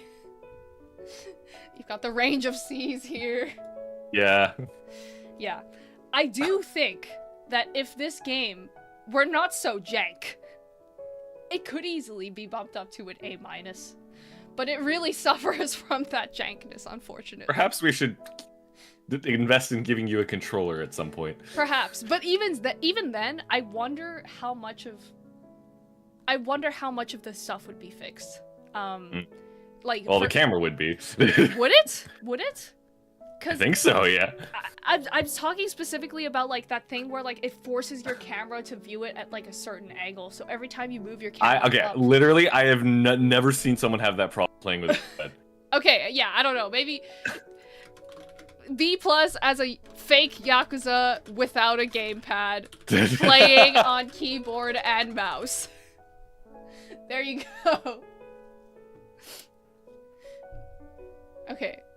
I never even noticed the UI in camera when I played. Interesting. I mean, I think I would still notice the UI if I played on console, but yeah. Okay. That's Yakuza 0. You should pick one. I need to get water. I just realized I don't know. Yeah, go ahead. Damn, which one do I want to talk about right now? I mean, I don't think any of your games have been bad games. No, I don't think so either. It's mostly gonna be A's across the board. We'll see, actually. We'll see. Okay, take your pick. Take your pick. Hey, chat, look at my list. Which one do we want? Are you gonna make them do a poll? I won't poll it. Just first person to say it gets it. Okay. This was just before Persona 5 where everyone started to go wild with UI. I guess, but like, you don't have to go wild with UI to have good UI. True. It just needs, like, even for, like, functionality, that should always be good. That should always be good. Oh, okay, wait. So, we've got two people. We've got Kevin saying, first I saw was Return of Oberdin, and then Snot Eater said Outer Wilds. Kevin did get there first. Let's do Oberdin. Oh, sorry, Snot Eater. It's okay, we'll get to Outer Wilds. Yeah, honestly, actually, like, Oberdin and Outer Wilds, like, my reviews of them kind of come in tandem. You want to review them on the same rubric? We'll see. We'll see. But no, let's do Oberdin. Okay. I will make a copy for you. Can you edit this, Doc? I should be able to. Let me find the document on my good old Google Drive. Okay, here we go. Okay, we'll call this Oberdin. The game name, Return of the Oberdin. Wait, correct. Is it just Oberdin? Yep, Return of the Oberdin. Also, hello, Snot Eater. Always a pleasure to have you. Yes, hello. Good to have you. This Okay. is made by Lucas Pope. Just one guy? Not one guy, but it says under developers Lucas Pope. All right. Side question to Mo: what's your keyboard? I use the Ducky X Varmillo pink keyboard. It has, I think, cherry reds. I think, maybe. My words per second. Wait, I have a words per minute, which is my highest words per minute score is, well, 210. But that was like I only did that like a couple of times. More typically is about 150. That's my WPM. Okay. I need to get water. Go for it. I will. BRB. Alright, so I'm gonna talk about Oberdin. First and foremost, does it work? Yes. I just... Never in this game did I find that, the game just did not work, right? There were no glitches, there were no bugs.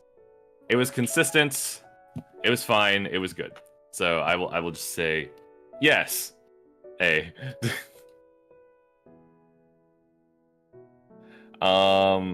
Now let's talk about the core game loop of Oberdin. So the core game loop of Oberdin is very simple. You explore the ship, you find a corpse, you view how it died, you repeat that process a couple times, you go to the book, you input names, hope it's right, If it's right, you get the confirmed. If they're wrong, you go back, look at more corpses, and repeat, right? Is it effective in keeping you playing? I would say yes, because this is a very simple loop, but for a person like me, right, it's, I never wanted to put this game down, right, because I didn't even stop thinking about it during stream, because it's like, I need to know everything, right? I need to know what happened to you. I need to know what happened to this. In fact, it's kind of works on this thing where it's very unsatisfying to exit the loop without completing it, you know? Maybe that's just OCD talking, I don't know.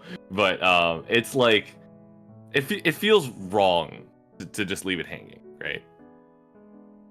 So I'm gonna give this a very strong B+. I don't think, like, it's not anything inherently... actually, no, is this worth an A? It might be. It's not necessarily anything inherently in the... It is something inherently in the loop, but it's like... Yeah, it's nothing special, but it just worked for me very well, right? I feel like that's a bit subjective in my part, so I'll B+ it. Challenge. Does this game present you with challenges that make you feel rewarded when you complete?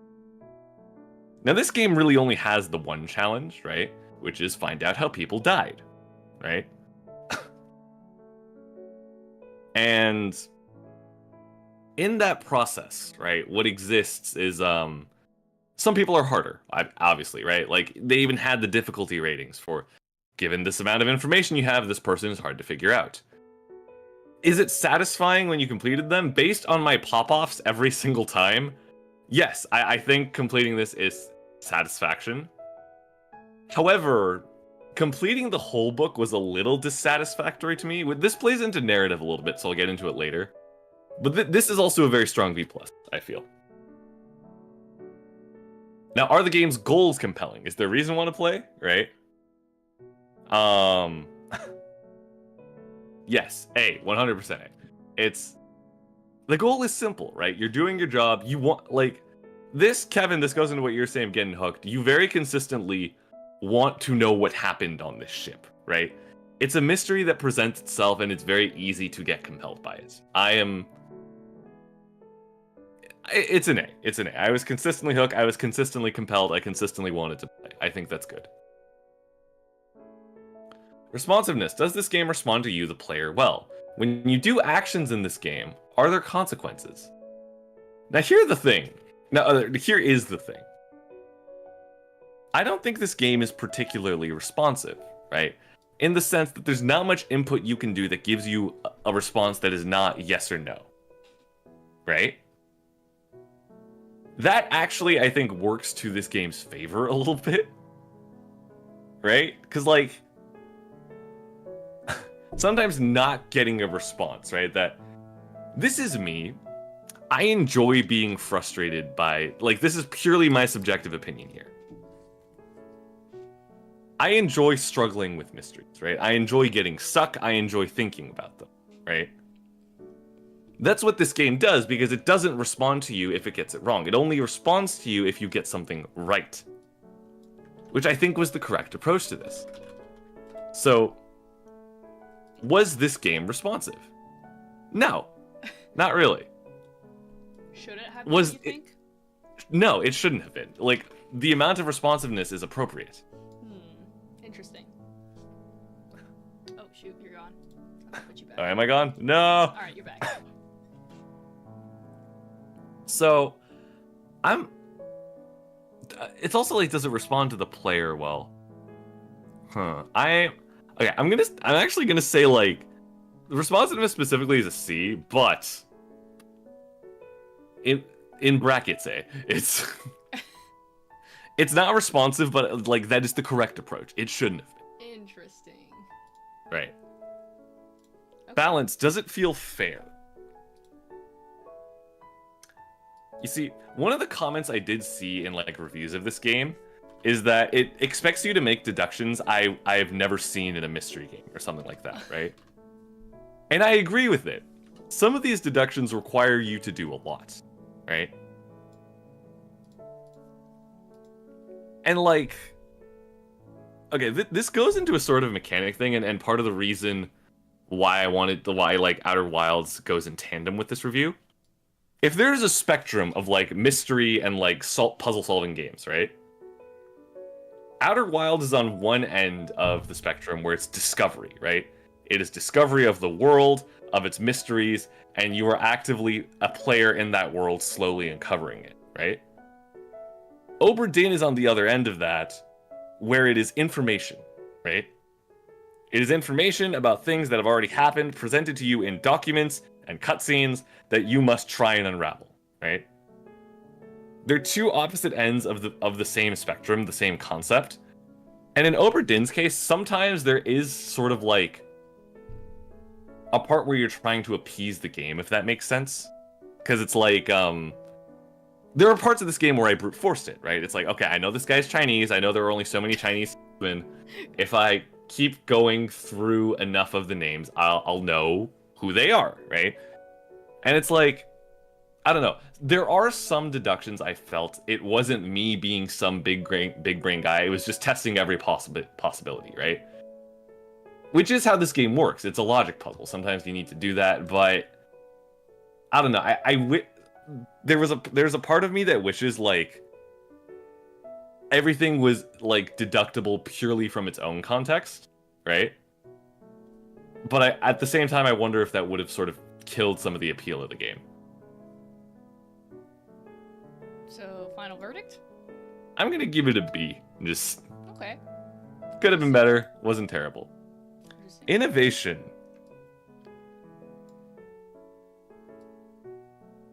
I don't know. I think it definitely is known for innovating with the way it does art and style, but that's a totally different thing. Yeah, no, like, because mechanically, like, I've said this multiple times, this is one big logic puzzle. That's really all it is, right? I don't know. I don't think it's inherently doing things, mechanically at least, that we've never seen before, right? Because really all it is you're pressing a button and interactable to watch a cutscene. And then get info from it. Well, how's the puzzle, like, as a puzzle, how is it, innovation? As a puzzle, how is it innovative? You see, it's very hard to be innovative in puzzles, I will say. Like, if you can do it, absolute props to you. I don't know, I don't think this game inherently does something that isn't... You can give it a B for passing grade. Yeah, I think so. Plus. That's what I'm doing. Okay. UX, is it smooth? I believe so, yes. The only qualm I have sometimes is that, like, when you have to go back to the corpses, right? There is no corpse fast travel. Oof. But it's fine. It's fine. I'll A- for me. I never inherently got stuck because of the UX. The UI is fine as well. Is the aesthetic well executed? Absolutely. Yeah, really cool. Abso-friggin-lutely. That is an A. Like, this entire game, the style it goes for, that sort of black and white, almost gothic aesthetic, with the papers and the documents, all of it is wonderful. I think it's great. Yes. And does it complement the game? Yes, absolutely. This game is set in 1807 London. I did not doubt that for a second, right? Yeah. They really match well. Like, that's exactly the vibe. Yeah, like, it matches with the setting, it matches with this, like, slightly horror eldritch theming, right? Everything about it is great. I think it's wonderful. UI design, does it look cool and work with the aesthetic? Also A. I believe this to be true. Like, your UI is a book the whole time, right? Oh, really? Wait, I want to see if it ever appears. It should. That's dope. Oh, that's cool. Right? The entire game is basically played in this book. Best detective game. Cool. Game Maker's Toolkit says this was the best detective game he ever played back in 2018. That's fair, right? As an information-based mystery, this is up there. It's phenomenal. Sorry, I feel like I spoke over you. What were you gonna say? Oh, no. Go ahead. I was just saying that this UI is very cool. Yeah, right. Like, it's diegetic. It's inherent to the gameplay. It matches the aesthetic. It's functional. Like, it's great. Like, part of the reason this mystery and the reason you feel this world so strongly is because of the book. It's because of the watch. It's because all the mechanics work directly within the world. It's great. Do I personally like the aesthetic? I'm okay with it, right? I'm not super into it, but like it's good, right? Yeah, I think this is the point where you can really see the difference between do I personally like it, subjective, and does the aesthetic, is it well executed? Does it match the game? Because like we can admit, it's great. Yes. Personal taste, Yeah. Maybe some people who are really into like pixel art or rotoscoping will be like, this is the coolest thing in the world, and I love it. In some ways, it reminds me of Faith, the Unholy Trinity, almost. It's definitely more technically skilled, though. IMHO. But yeah. Very cool. Very cool. Cool. Story? Finally, story. Is it compelling and interesting, satisfying, and well-written? It is absolutely compelling, right? Like, I think the sign of the success of this game story is me consistently saying, who are you? How did you die? We need to find out. I need to know who you are, right? Which is the objective of the story, or is that just the game? No, it is the objective of the game. But the thing is, it's like, I don't know. It's the one critique I had this game during stream is like there's a partway through the game after you see everything that happens on this ship, right? Like everything this ship went through. You start treating the people and the deaths a bit like information. Because at that point, it sort of becomes a task, right? Of like, okay, now I just need to sit down and figure out who is who. But that first step of like seeing everything unravel of like, oh my god, the captain soloed 3 people and then killed himself. Like, a giant sea monster ripped this guy in half. This guy defeated this sea monster by setting himself on fire. Like, witnessing that drama and the relationships on the ship. The narrative is great. It's wonderful. But it's a shame that the gameplay kind of encourages you to put that to the side a little bit. I see. So, like, I'm gonna stick it with a B+ personally. Okay, that's pretty good. Like, yeah, story is good. It's just there was a bit of an incompatibility with the gameplay, but that was a necessity thing in just how this game. Okay, cool. Is this game fun? Yes. This is narrative, this is challenge, this is discovery. It's fun, and did I personally have fun? You bet. Very nice. Very nice. Given all of that, my final grade for this is I'm gonna give it an A-. That's about right, yeah. Yeah, I enjoyed this game very much. It has its flaws. It's not my favorite mystery in the world, but it's a very good one. Right? Nice. Oh, hello, King Crimson. Good to see you. King Crimson, like the band or like the stand? Judging by the profile picture, it is the stand, I believe. Oh, hell yeah, dude. That's awesome. Yeah, we just finished grading Return of the Oberdin. A-. Woo. Very good. I feel like we should also preface that, like, that's too high. I'd give a B+ overall. Well, I'm gonna point to the 3 things in the corner. This is my opinion. 1, 2, 3. This is just like our opinion, man. But yeah, I mean, yeah. Okay, next up, I want to see you do Outer Wilds. I played it as well, fairly. I played it this year, so was it this year or last year? I can't remember. I think it was last year. But I played it, so we'll be grading it together, I think. Okay. Yeah. And also, Snot Eater did mention it, and shout outs to our boy Snot Eater. Or girl, yeah, or whoever. Whoever you are, Snot Eater, you're a goat. Shout out to our favorite them. Our favorite Snot Eater. Eater of yes. snot. Okay. Outer Wilds. Let's do it. Okay. Okay, can you help me fill it out while I change sure. the picture?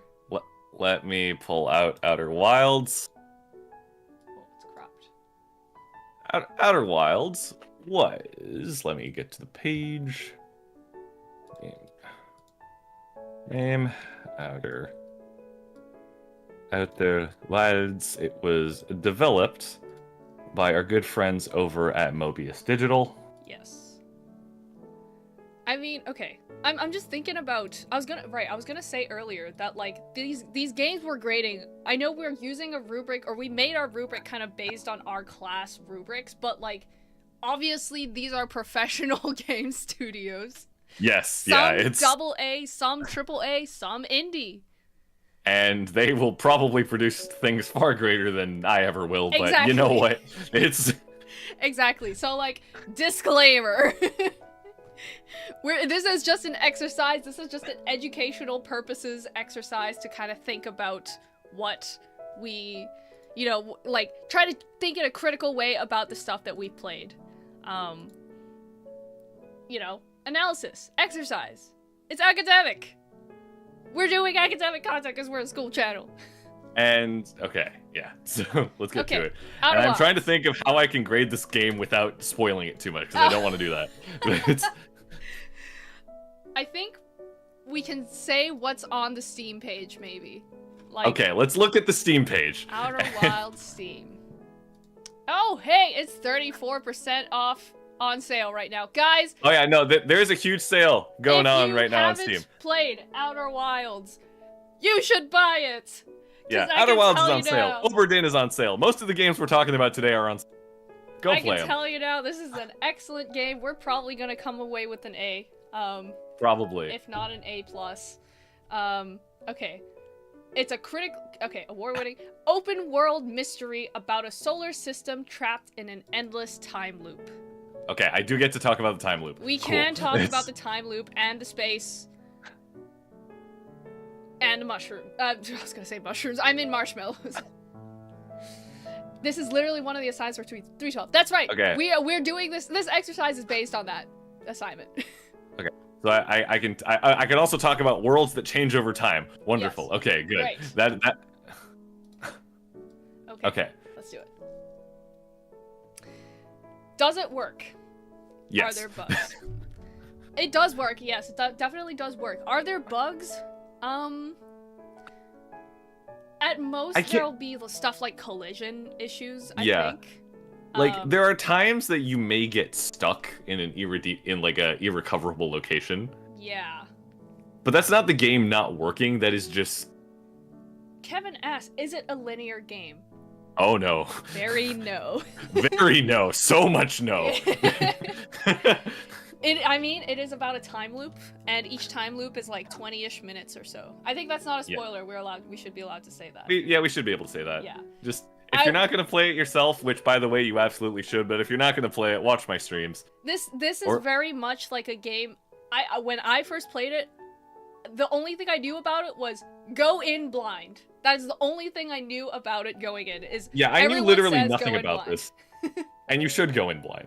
And you should, because I think that, I'm trying to think of, hell yeah, let's go. We got someone to buy Outer Wilds. Woo! Okay, we converted one. You're in for a good time, man.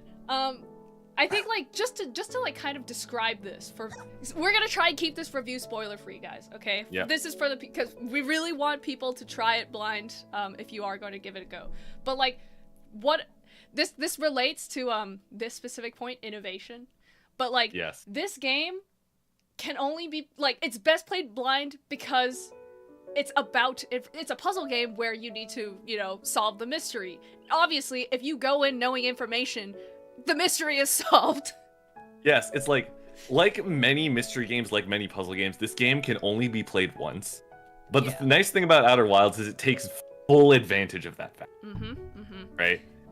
And, one of its core mechanics is basically, the way that you retain knowledge that you gain on each on each loop, on each time loop. And the entire joy of the game is solving the mystery, as you naturally discover more about the world and what is going on. You always know as much as your player character does. There's never anything they know that you don't. Yeah. Right? Okay, grading time. So, does it work? Are there bugs?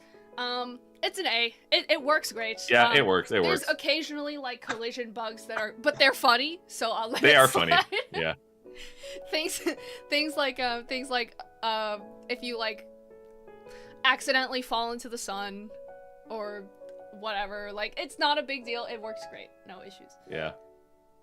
I never played this game, but watching Face stream, I'd still buy and play it because the game world is dope. Yeah, that's true. It is dope. It's very fun to explore and, And, fly around. I may have a video coming out about Outer Wilds if you just want to watch that. But... No way! Oh, Maybe. We'll see.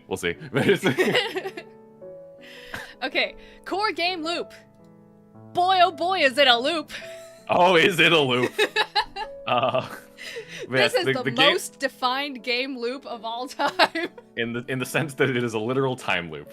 But basically, game loop is wake up, go into space, collect information, die, maybe, or live, who knows, and then go start the loop again with the new information hand, gather more information, eventually until you can achieve the thing.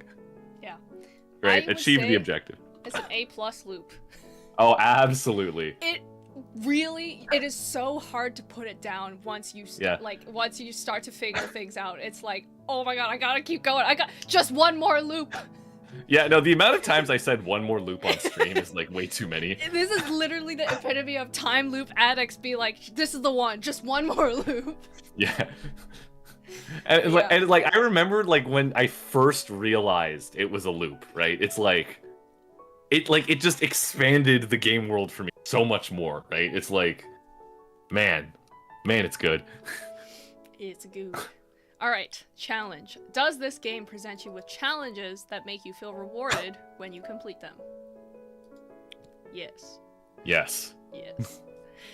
Literally, like, beating the clock, yep. All the things that you have to do to kind of get to that point are, like, each little piece of the puzzle that you put together, oh my god, bro. Listen, I'm not a huge puzzle game enjoyer. I know Faye is, but, like, even for me, I was like, when the pieces click into place, you're like having a brain blast moment.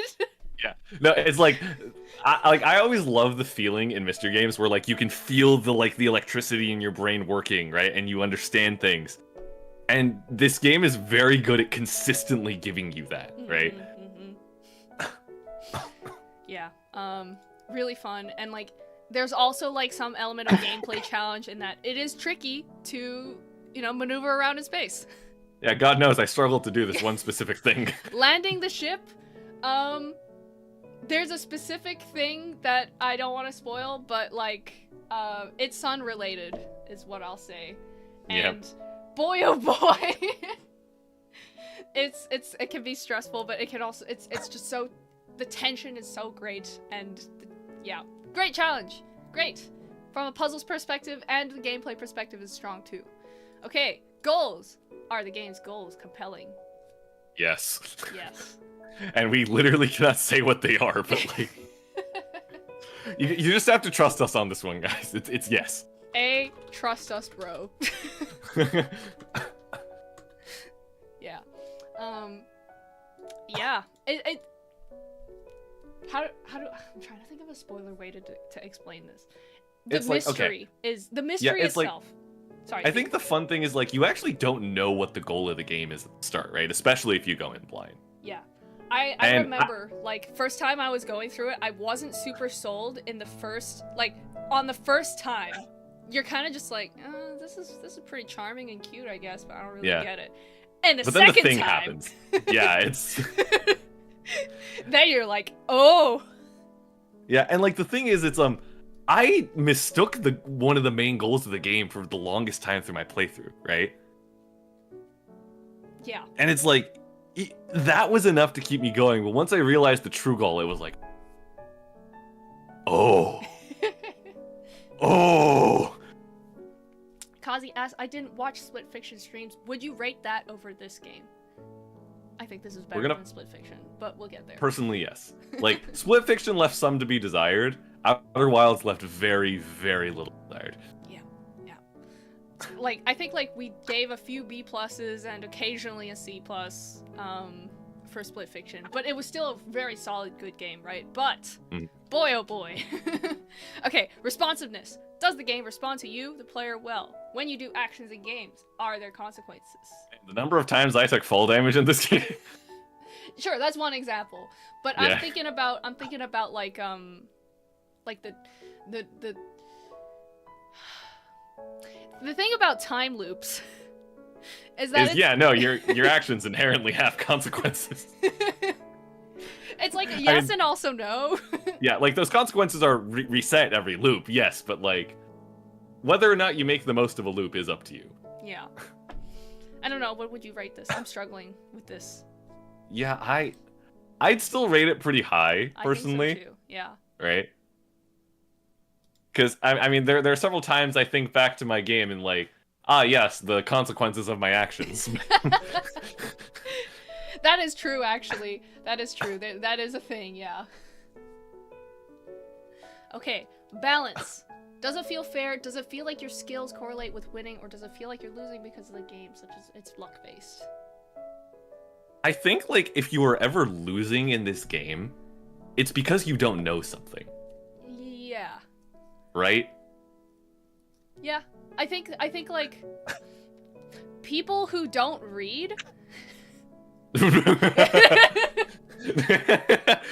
Yeah, guys, reading comprehension is a necessary skill. Please have it. So, like, in that sense, like, yeah, you need to read and like comprehend the information that you are presented with and be able to connect the dots.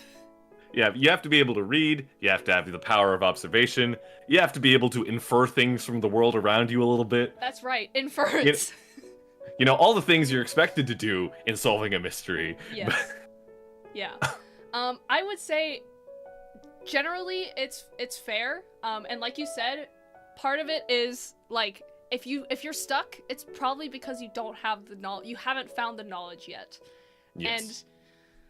And in some ways, it's not luck.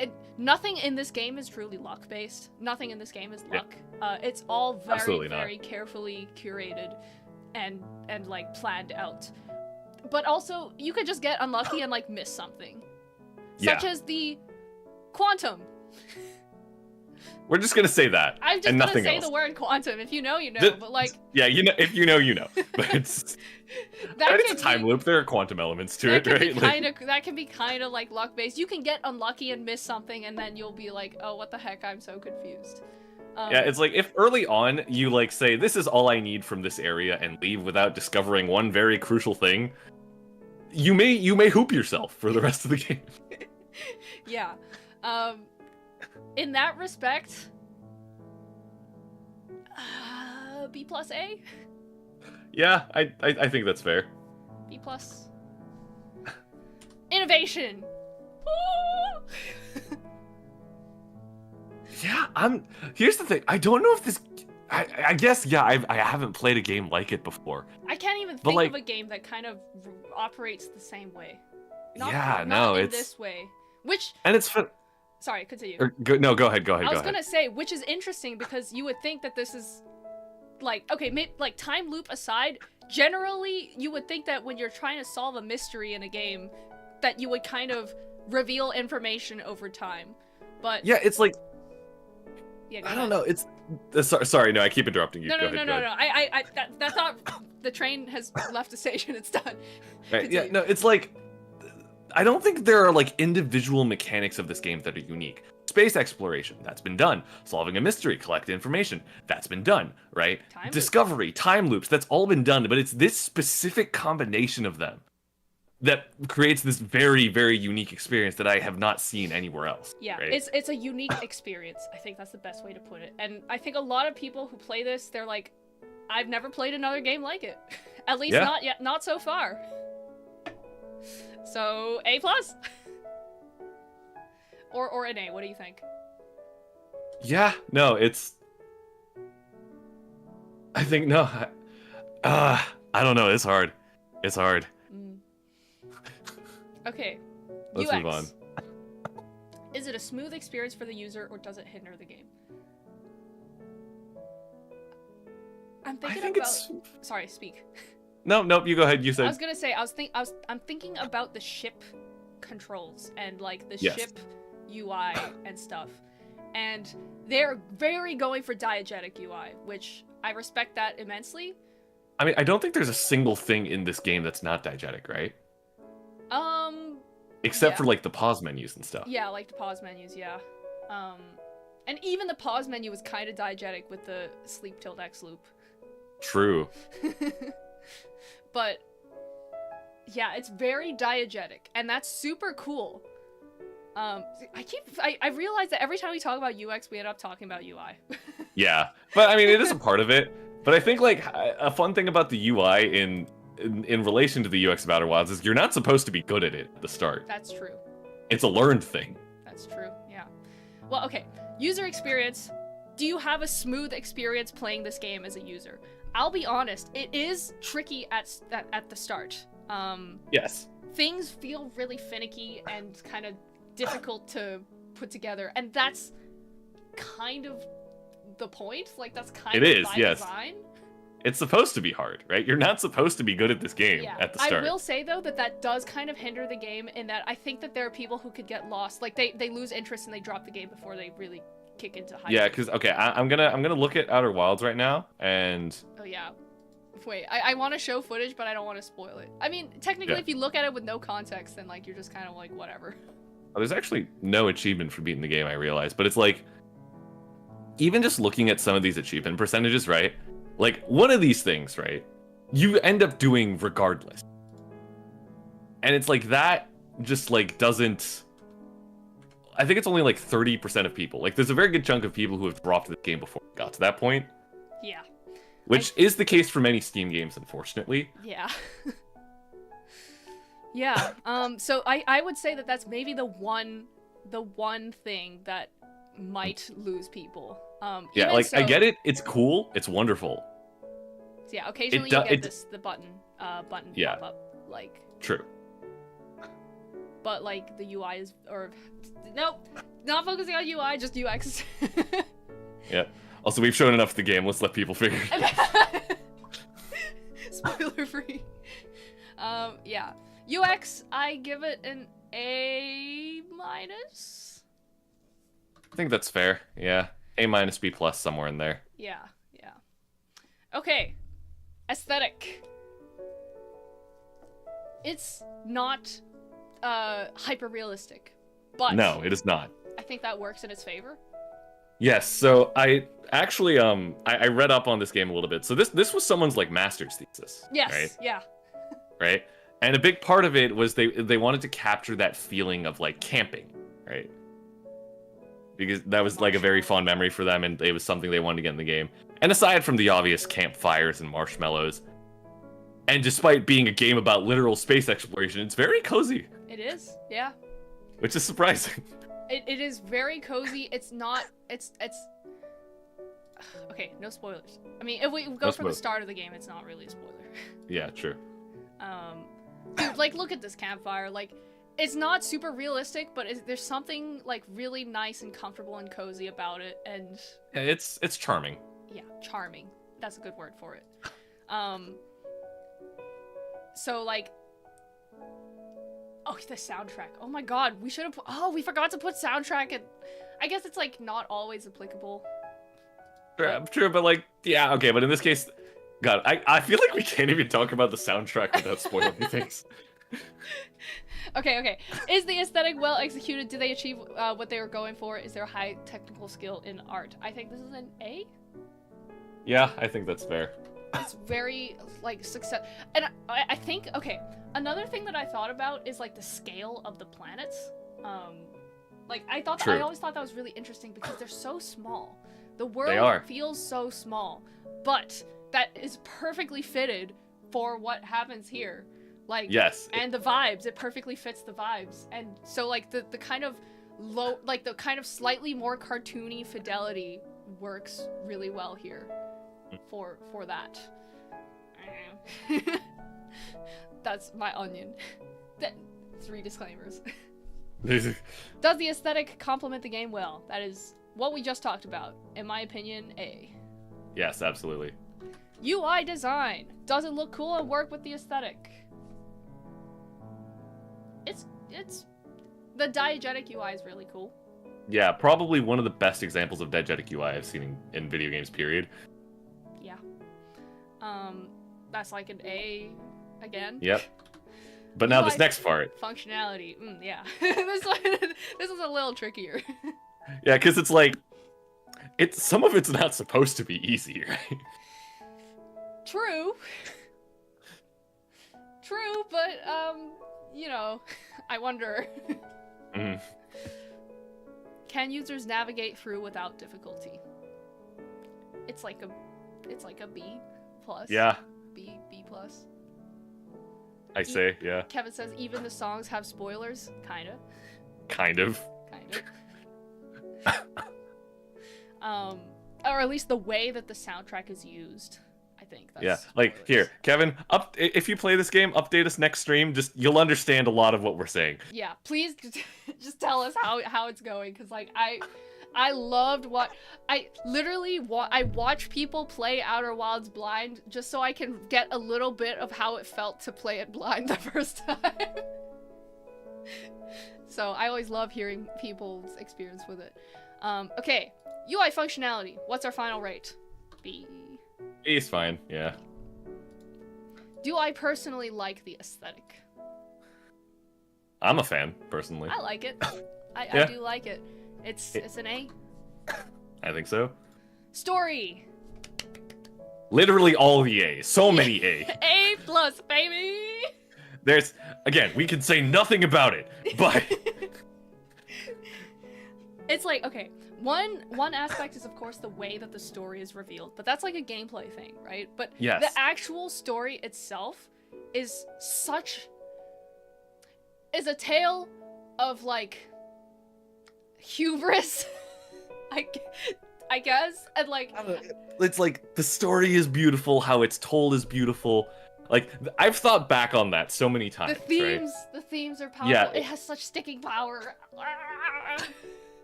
It's good. It's just good. It makes you confront your own existence on this earth. Yeah, it's like I think it does what every game or piece of fiction about space wants to do. It gives you a very positive experience involving existentialism. Yeah. Right? Which is phenomenal to do in a video game of this length. Man, I'm just thinking about how some of the characters that you talk to when their dialogue changes over time, like. Yeah. Oh. And the fact that I didn't recognize that the first time, it was just... Yeah, that's like a luck thing, where like you just coincidentally unlucky missed it. Mm-hmm. But yeah, goodness gracious, very well written story. Yes. Despite how many characters are in this, like, okay, that's kind of hard to, it's hard to explain, but like, you find out about like entire civilizations. Right? It's like, there's so much going on in this game, but like, you understand everything, you feel everything, right? It's man. Peak. It's peak. Is this game fun? Yes. Discovery. Can I bold discovery, underline discovery? And like, I'd also like to say, there's something you learn about sometimes in our game design courses called transformative fun, right? It's sort of a subcategory of people fun where you play the game and you come out, right? You have a new outlook on the world, you have learned something new, you have a new perspective. Sorry, you were cutting This out actually a bit. falls into... You were cutting out a bit, and like, I don't know if that's... I think that's what the stream heard as well, but you just said, like, you come out, and I was like, oh, hell yeah. It's June 1st. True, Pride Month. I mean, like, okay, I'm sure, like, actually, unironically, I'm sure playing Outer Wilds have, like, encouraged people to come out, but, like, yeah, it's true. The point of transformative fun is you come out a different person, right? With a lesson learned, a new perspective on life, something gained, right? And I genuinely think Outer Wilds fits that. I am a different person than I was when I played it, or before playing it. Yep, true. Big true. It felt like, I felt like the way that I felt coming out of watching Everything Everywhere All at Once for the first time. True, yeah, no, that's a good way to put it. It's... if that kind of helps contextualize it, it's like, you're like, wow. That was... I get it wow. now. Yeah, I get it now, really. Like, that is actually what is written on the thumbnail of my final stream for that. It's I get it now. Wait, yeah, I want to find it. Hold on. Which stream was it? I get it now. Right? It goes, I have no idea what I'm doing. I sort of know what I'm doing. I'm getting there. I get it now. That is truly the experience you have with this game. Yeah. So, A+. Did I personally have fun? Absolutely. A+. Final rate? What's the final rate? I feel like we have to give it at least an A. It's at least an A, if not an A+. Honestly, I think Yeah. it's got several A+, more than the B's, more than the Yeah. A-. Like, hello, E. Hello, E. Good to see you. Yes. And like, I'm also gonna end this by saying, one of my favorite games of all time, if not the favorite, is Baba Is You, right? I need It's to another do that. puzzle game, and it's a game where I look at it and go, mechanically, how did people make this, right? It is like a feat that anyone was able to construct this game to this quality, right? Outer Wilds is a game that makes me go, how did someone create this world? You know? How did someone create this adventure that was so engaging, so meaningful? And like currently it is fighting Baba for my top spot. Right? Hell yeah. That's It sheesh. is one of the first games I have played that has come very close to that mark. Hell yeah. Yeah, you should try the DLC. Or, okay, before you try the DLC, I want you to come back to Outer Wilds sometime. What was the lowest rated game so far?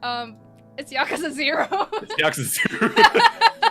I mean, it's not like you hated it. I but don't like, hate it's it. just- I still enjoy the game, but it's got some pain points. Yeah. But listen, B+ is a good grade. Most people would be happy with a B+, okay? Yeah. Think about if you struggled if you were struggling in a class and you walked away with a B+, you'd be happy, right? It just so happens that we've only been picking great games to play. Oh wait, actually, we'll get to a game. We will get to a game that will be lower than a B+. But yeah, Outer Wilds, absolute cinema. And it's one of those pieces of media for me, like Undertale made me feel this way. True. Yeah, no, that's a good way to put it. Everything Everywhere All at Once made me feel this way. And Outer Wilds. These Yeah. are like the three things that come to mind that like changed me. So Which reminds me, oh god, that reminds me, Deltarune's happening soon, isn't it? Deltarune soon, that's right. Oh boy. That's right. Anyways, chat, if you haven't played Outer Wilds, play it. It's on Yes, sale it- right now. Yes, we are currently in the Steam Cerebral Puzzle Showcase. If you want to play a good puzzle game, they're all on sale right now. Wait, that's why Outer Wilds is on sale? Dude, yes, okay. it's Yeah. Outer Wilds is like the most cerebral puzzle. But also Yes. like not in a difficult way. Not in like Yeah. god, I'm so stupid, I'm struggling way. It's like a how much is it? It's 21 Canadian dollars, which means it's less dollars in US dollars. yes, it's currently 34% off. Buy it, please. Yeah, you can wait for another sale, but like frankly, I was happy to buy this at full price. Yeah, no, I was happy at full price. You will be happy at 34% off. It's guarantee very, it. very worth the price tag. In fact, 33 Canadian dollars as full price is too little in my opinion. Yeah.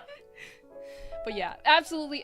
E, I wish you were here when we were talking like about this game, but as you can see from the report card, we've got A's across the board. It's very, very, and go in blind. If you didn't know, go in knowing nothing.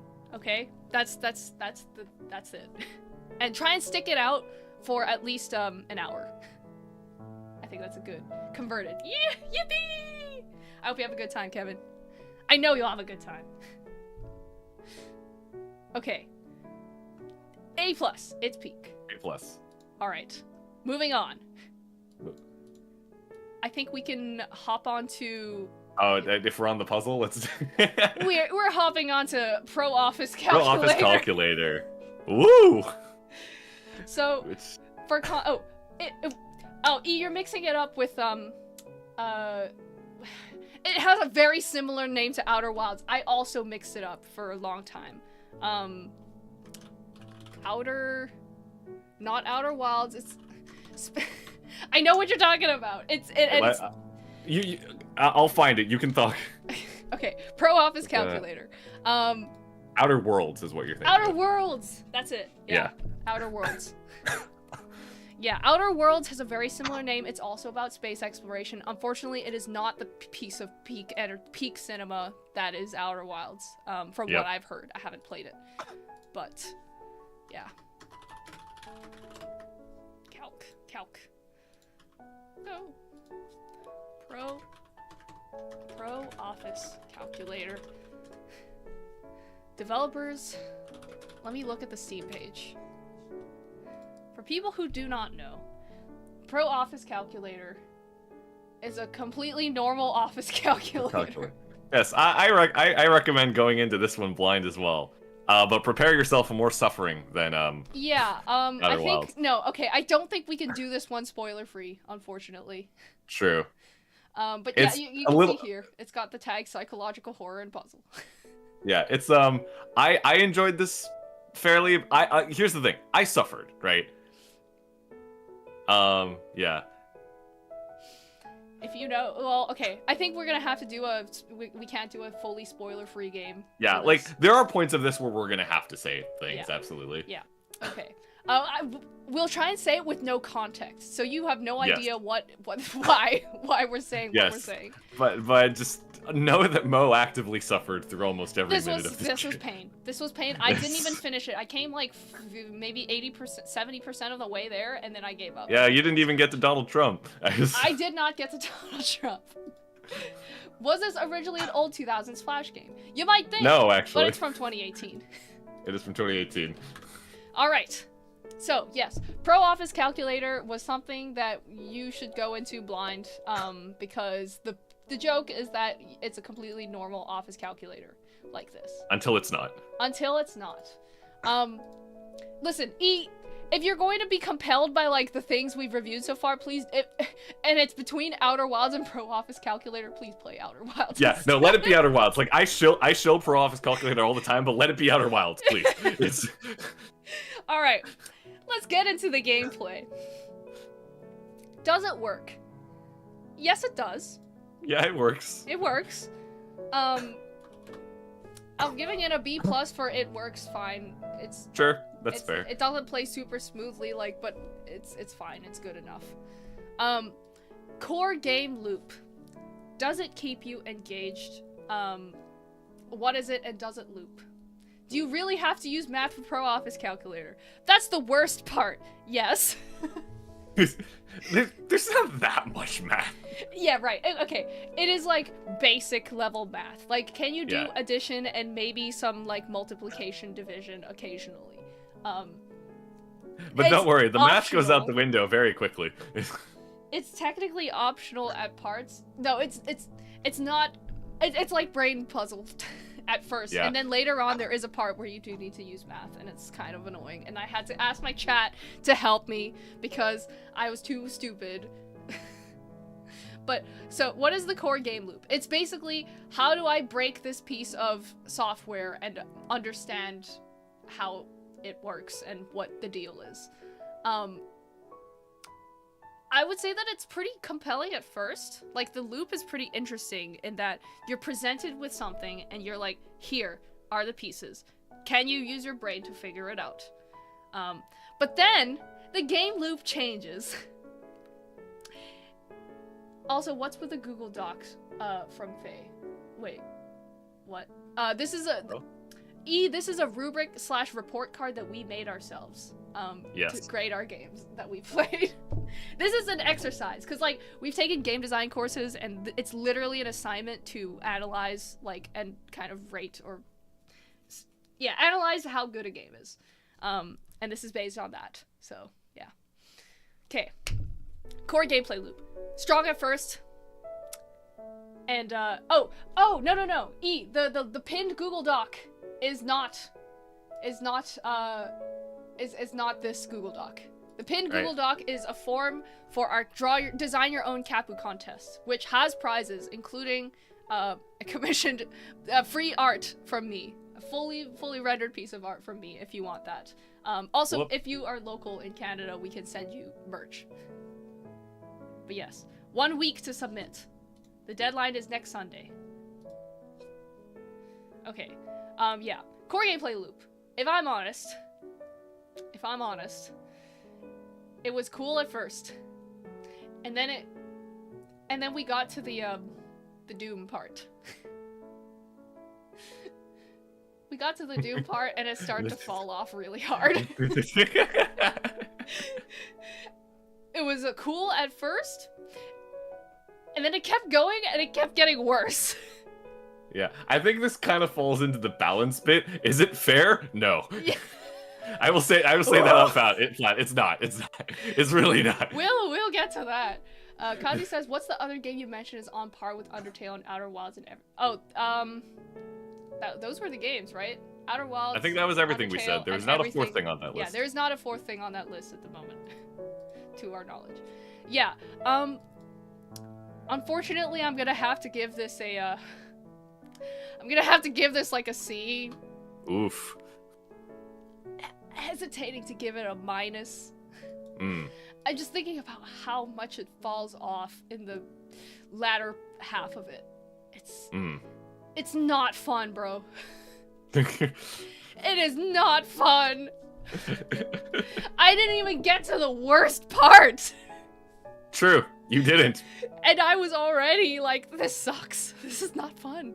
I'm not engaged. I'm not getting drip fed anything that takes me to my next point. Does this game present you with challenges? Yes. Do you feel rewarded when you complete them? No. See, here's the problem with this. The reward you get, right? The very, very end for me was cathartic, right? But you don't get that reward until you've suffered through literally everything. Which is the problem. Yeah. So, I'm gonna have to say, like, just on a pure gameplay basis, going throughout the game, yes, there are challenges. You are not rewarded. Not truly. You are rewarded with more pain. I think there were multiple times on that stream where I said, is this hell? Yeah, I'm going through the layers of hell right now. So I'm gonna have to give this one a C. On her mention of Dante from Devil May Cry would have helped. True. He needed to be there. True. The only time that I felt rewarded with the challenge was the very beginning of finding out what the numbers and stuff meant. That was fun. That was like a, ooh, I'm using my brain and I'm figuring it out and yippee. But everything starts to go downhill after that. Are the game's goals compelling? Is there a reason you want to play? So I'm gonna say that, like, a lot of the reason I wanted to play was just to find out what the hell's going on. Like, I wanted to find out what's the secret. And I'm not gonna lie. Again, goes downhill fast. Because you start to lose sight of that goal, the longer the torture goes on. So yes, initially the game's goals are quite compelling. The mystery, the hook is strong. The hook is strong, it's interesting. It feels like an ARG like creepypasta type situation. And that's interesting. That's a good way to put it, actually. It's a very good way to put it. Yeah. And then you get into the meat of it and you're like, kill me now. I no longer want to play. The mystery, and for the record, I watched the rest of the game because I wanted to know what would happen. And the goal is not even like a satisfying conclusion. Ah! We'll get to that. We'll get to story. Anyways, goals. I'm putting it at a C+, I guess.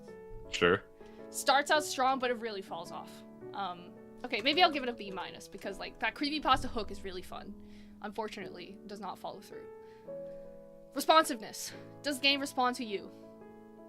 When you do actions in games, are there consequences? Technically, yes, I guess. There were consequences. There were consequences, yeah. The consequences is you go back to the start, you have to go again. Mm-hmm. It's a B, I guess. I don't know. I don't have much to say about this. Yeah, no, same here. Yeah. Balance. Does it feel fair? Does it feel like your skills correlate with winning, or does it feel like you're losing because of the game?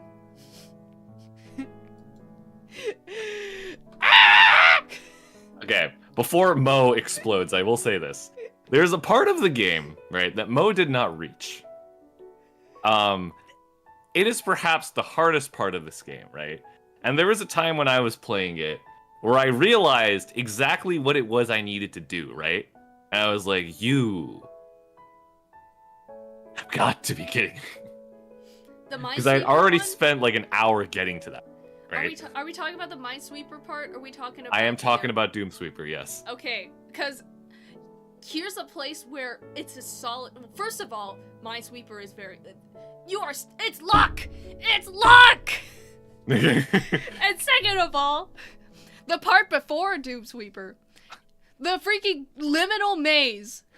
Okay, the maze, yeah, I hate the maze. The liminal maze! I actually prefer Doomsweeper to the maze, personally. At least Doomsweeper, you kind of understand what you have to do.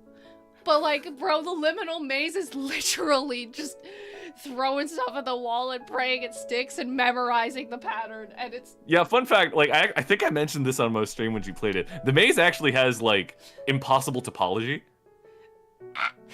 It is not a shape that can exist in real life. What happens in this game? Great question. Listen. So much happens. For the people, for E and Kazi and maybe Kevin, if you are interested based on how we're talking about this game, set aside like maybe 1 to 2 hours to try this. Do it with your friends so you're not suffering alone. Yeah. And that should be like, enough. If you put your mind to it, you can beat this in a day. Easy, right? That's what I did, right? But like also, here's the thing. I would love to say that it's everything, the game. But it's not. It's everything Doom, the game. And it's not like I'm bad at shooter, guys. I'm not bad at shooters. But like... Everyone must be so confused that we're talking about a shooter about and a maze in context of a calculator. Okay, but yeah, my rate for balance is F. Yeah, no, I do have to agree with it. There are parts of this game that are just explicitly not fair. It's straight up like they're being mean to you. Yes. And honestly, I don't think you're supposed to have fun. At certain parts. There are parts where it's like they made it a grind on purpose just to be like, haha, screw you. So yeah. It sucks because, like, again, the very first part of it where it feels like you're solving a puzzle can be really, that was like pretty fun and compelling. It's like, I do kind of agree with what you said. I wish they did Doom, right? More of the puzzle? Yeah, like, there's a part where Doom becomes the main gameplay, right? Yep, and right? you just don't go back from that, like, straight up. Yeah. And that sucks, I'm sorry. Maybe if they had tried different mediums other than Doom, but like, oof, man. That's all I'm gonna say. Yeah, give it a couple hours if you're interested, but I can't recommend this based on fun. We'll get to it. Hello, Isabel Lalo from California. Hello, good to see you. What time is it in California right now? It is Friday in California? I don't think so. Anyways, I think California's not. We're in like the same time zone. Is it the? I can never tell. My geography is so bad. I think we are. Anyways, innovation. Is this game doing something we haven't seen before? Zone. Yes. Yeah, it is absolutely. I will give it that. You know what? I'll give it an A for innovation. I think that is the highest we are ever getting out of you in any category for the game. Yeah. I will give it an A for innovation. Also, it is 10:36 here too, so we are the same time zone. Also, hello to the future, E. Yes, hello. Yeah. Is this game doing something we haven't seen before? Yes, it's using a calculator, and that's really cool and funny, and it's novel, for sure. And the switch-ups and the puzzles. Okay, this is really mostly about the puzzles at the first part of it. That's really cool and interesting. And, like, the only game that I can think of that kind of comes close to this is, Tech Support Simulator. Ah, yeah. Let me see. Is that the title? Even if it isn't, I know what you're talking about. But Error yeah. unknown. That's it. Tech support error unknown. This game is like maybe the closest that I can think of that gets to this, and this is a quite innovative game, and I think it's pretty good. From what I watched a playthrough. I didn't play it because I think I would cry and be frustrated. So Maybe this is my next stream. You know what? I'd be down to see it because it's pretty. The story is kind of crazy. That's what I'll say. But yeah. Yeah. A for innovation. It's pretty fun. I respect the dedication to the commitment to the bit of. Yes, Mr. Rob Ginman, one-man game, but. Yeah, that tracks. if like indie games are like A, like okay, industry games are triple A, and then like indie games are A. This game is like a B. But yeah, UX, is it a smooth experience for the user or does it hinder the game? Frozen, I'm recalibrating. Okay, UX, it's pretty frustrating at times. It doesn't work usually the way that you expect it to. Like, I don't know how intentional that is, that it bends the conventions of the things that you experience, but it's a B- to me. What do you think? Still higher than I thought you were gonna give it. To be honest, like, a lot of my problems are with the gameplay. Right. UX itself. Oh, okay. Goodbye. It was nice to have you, E. Thanks for stopping by. Thanks for stopping by. I think I'm streaming tomorrow evening. Oh, you are streaming tomorrow. It's gonna be a drawing stream, and it's gonna be a drawing. Spoilers! I'm gonna put up the waiting room after this stream, but spoilers, it's gonna be drawing my viewers' requests. Doodling my viewers' requests. So, please be normal, guys. Please be normal. But yeah. Hope to see you there. It will be at the same time. It'll be the evening slot again, so yeah. Okay, goodbye. Alright. Yeah, UX, B-. A lot of my problems, there's jank, there's times of jank for sure, but a lot of my problems are specifically with gameplay and fairness. Okay. Aesthetic. That's a hard one. That's a hard one because, this one, doesn't succeed in looking like an actual office calculator and the assets that it has. Yeah. Yeah. The Doom part? I wish they'd done No, go more. ahead. I wish they'd done more with it because it really is just like default Doom. Sorry, what were you gonna say about? I guess like if the aesthetic is 1990s Windows program. This isn't even 1990s though. This is like Windows Vista. Or True. Actually, this is even Windows 10. Just saying. Yeah, that's a fair point. Just saying. That is a fair point. I'm sorry, Per Office Calculator. I tried to defend you. So, does the aesthetic complement the game well? I'm conflicted because on the one hand, it's very clearly like there's clearly like they're trying to make the angle of like the 90s computer thing. But the aesthetic is very modern 2010s. So, I don't know, I'm gonna have to give it like a B-. Because like props for making it look like an actual office calculator, but beyond that, that's all I can give it props for. Is the aesthetic well executed? It's fine. It's fine. It's fine. See? See, because they didn't do anything to the freaking Doom, and Doom makes up so much of this goddamn game. Yeah. The least they could have done was put textures, man. Okay, UI design. Does it look cool? Work with the aesthetic? Even I have to say to that. I don't know. For functionality, I guess I'll give it a B. It functions. Kinda. Does it look cool? B-. again, Still higher than I thought you were gonna give it again. you're right. You're right. It should be a C.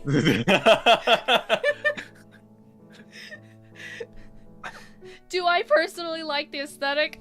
It's a C minus. Oof.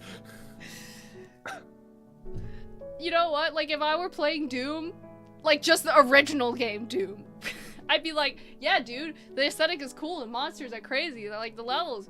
Here?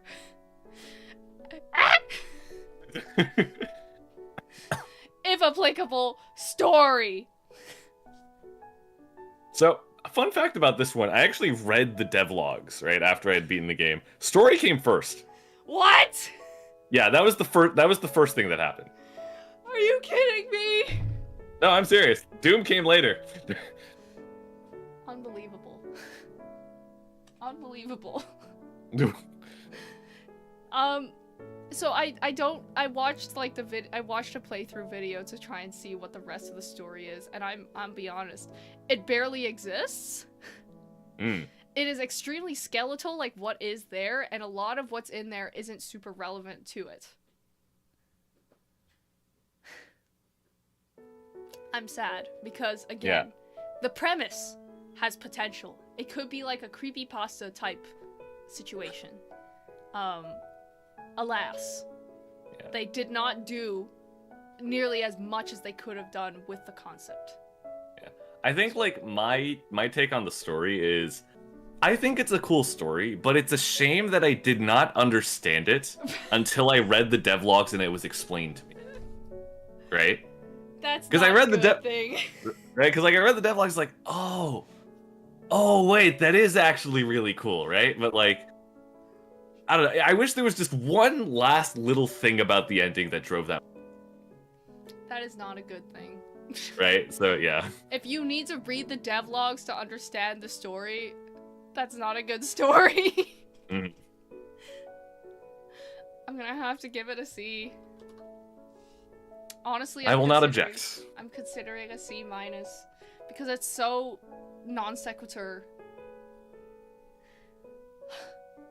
Like, it at least has some semblance of, like, the plot line at first. It just starts to fall off around the, Doom Sweeper area. And the ending is just absurd. Okay. Is this game fun?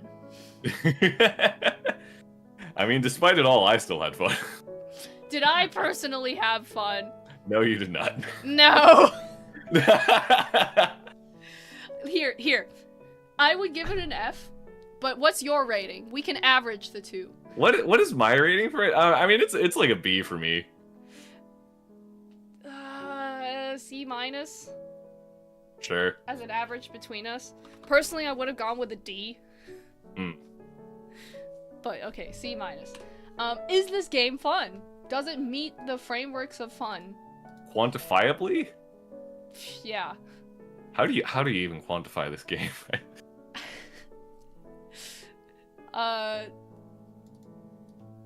It doesn't meet sensation, it doesn't meet fantasy, it kind of meets narrative, but not very well, as we discussed. It doesn't, I don't know about challenge, because, again, a lot of it is luck-based, or very not, like, it's not about skill. Mm-hmm. Fellowship, it's a single-player game. Discovery, kind of. A little bit discovery. Submission, expression, I don't think it's either of those. So the best we have is maybe kind of discovery. Yeah, I mean, it kind of comes down to this, like, is this a game? Yes, it's on Steam. I mean, Doom is a game. Also, hello, guy from Yakuza. Hello, guy from Yakuza. We graded your game earlier. Don't worry, it's not the lowest rated game. But yeah, Pro Office Calculator. Oh shoot, I forgot to change the picture. It's still on Outer Wilds. Oh no. Oopsie. Here it is. Yeah, Pro Office Calculator. Is this fun? It technically meets Discovery. Does it meet the fun keys? Hard. Hard. Not for the definition of hard fun, but because it's hard. I don't know, man. What's your take? I don't know. I don't know if it's quantifiable, right? This game is an experience. Yeah, my quantity is a D. Sure. D tier. King Crimson says Pro Office Calculator is SS++ for real. Okay, Have you played it? Just so we're not overtly bashing this game, and I will explain why I will still recommend it to people, right? I am a believer in the Japanese concept of nazotoki, right? And one of the central guidelines of that is redefining game world and game rules, right? It's like having something delivered to you a moment of this changes context, this changes meaning, this changes everything, right? And the earlier parts of the game that you enjoyed, right, really do, like, they do a really good job of that, right? That's right. It is it's one of the best Western examples of this I have seen. I just wish the latter half had the same execution of it, right? Yeah, and to be realistic, it's not just the latter half, it's like the latter 2/3. Sure. Well, I mean, I don't know. I actually enjoyed the first few Doom bits. Like, the one bit that is a pure negative to me is the maze. Freaking maze, man. Right. Oh my god. And to be clear, when I'm crying about the maze, I'm not even talking about the maze that I played. That one was like it was still like impossible geometry maze. I'm talking about the part that comes after that with the liminal like nonsense space. Evil. That was actually the easy part for me, if I'm gonna be honest. Evil. Anyways, final grade is a solid C. Maybe, I don't know. There's an F and a D here. Hello. Welcome to Pro Office Calculator. I hated this game. I enjoy it somewhat. It's a cool concept. Play it, you can judge it for yourself. It's free. It at first. Yes, it is free. That is true. And also, if you look at it on Steam, it's got the tags psychological horror. I still don't know if that tag is accurate. Type 3. This is Type 3 fun. This is Type 3 fun, bro. In that it's not fun. Like, okay, you missed the parts where we were talking about Doom. Yeah, the Doom parts of this game are pain, and agony.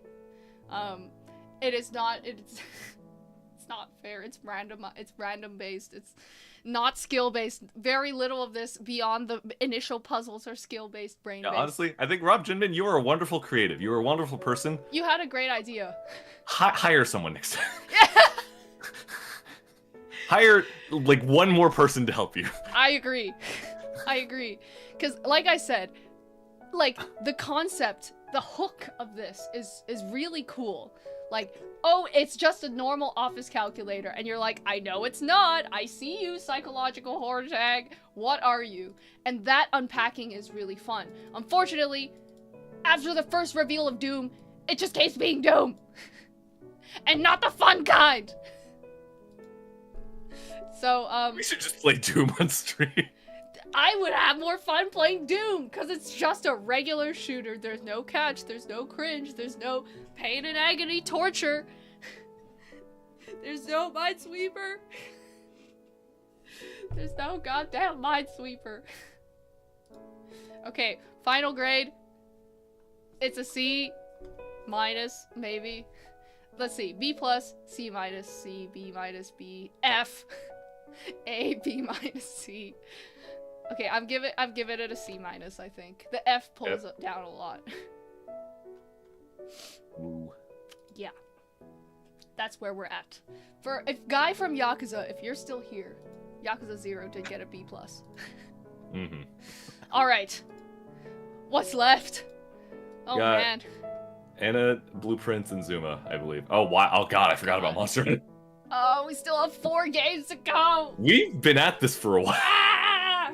Can we come back to this, like, do a second version of this stream? I feel like we can. Yeah, that's How many have we done so far? We did Split Fiction. I'm gonna cross this out, I guess. I mean, we can make this a regular thing. Is presumably we're true. going to be playing more games in the future. Yeah, that is true. Okay, yeah. Pro office calculator. Oh, sorry to Martina if she figures out that I haven't done Anna Dream Barbecue. Oh, true. Unfortunate. Maybe that could be our last one. Are you up for one last one? I can do one more. Yeah. Okay. Especially considering I haven't finished Blueprints yet, so. True. Yeah. Or Monster Hunter. I've been playing it off stream, but it's not done yet. So. True. Okay. This one's for Martina, our very loyal very loyal viewer. Okay. Alright, this is all you. I know nothing about this game. Okay. This one's for you, Martina. This one's for the Dream Barbecue. This is for the Anna heads in chats, of which apparently King Crimson, I remember you from the streams, actually. You were there, so. Okay. Game name, Anna Dream BBQ. Developers, I actually don't know.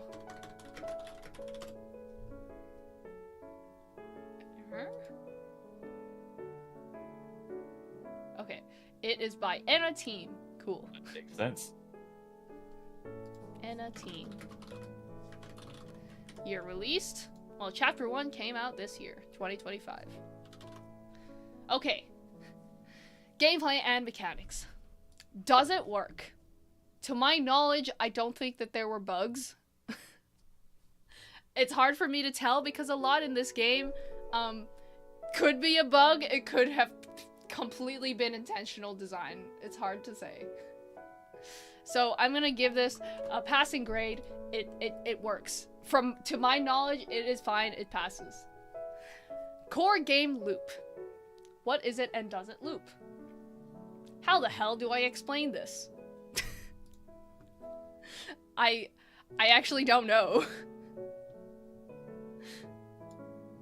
Like, at any time, you can, like, come into the stream and be like, what is going on? I'm surprised you survived this alone. This looks freaky. That's what I'm saying. It was scary. Honestly, I was scared as hell for like the first 2 hours. After that, I think I kind of got used to it, but like it was definitely really creepy. Even the intro sequence is one of the like scariest parts about it. Like, oh great. Oh yeah, classic Red Sky. Oh, awesome. This is awesome. Why is there like a constant like sound effect of like something approaching and there's like a giant black body in the sky? Like, that's cool. It's cool. I'm scared. But yeah, I legitimately don't even know how to explain the gameplay loop for this.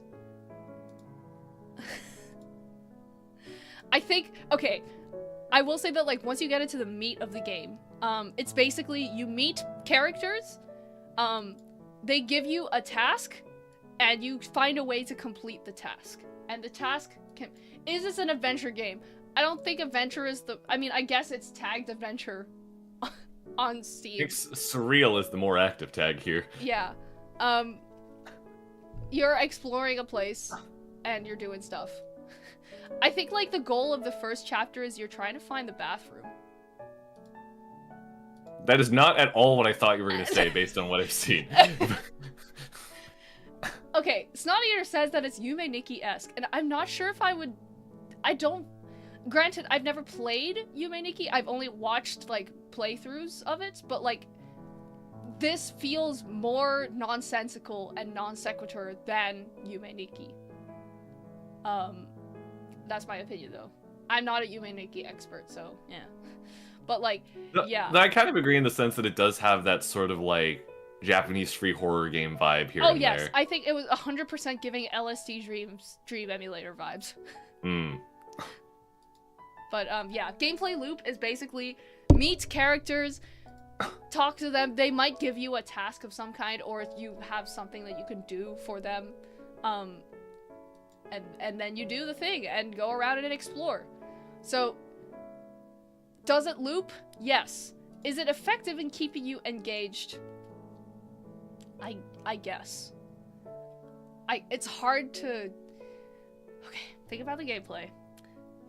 I think that, like, once I kind of caught on and figured out what I was supposed to do, I was like, oh yeah, okay, I can lock in.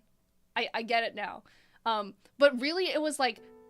A lot of the game was like kind of... Oh god, this thing was really scary. But like, a lot of this was like everything makes no sense, and you need to try and figure out how the dots connect if nothing makes sense here. Right. So, what on earth is that? I don't know, dude.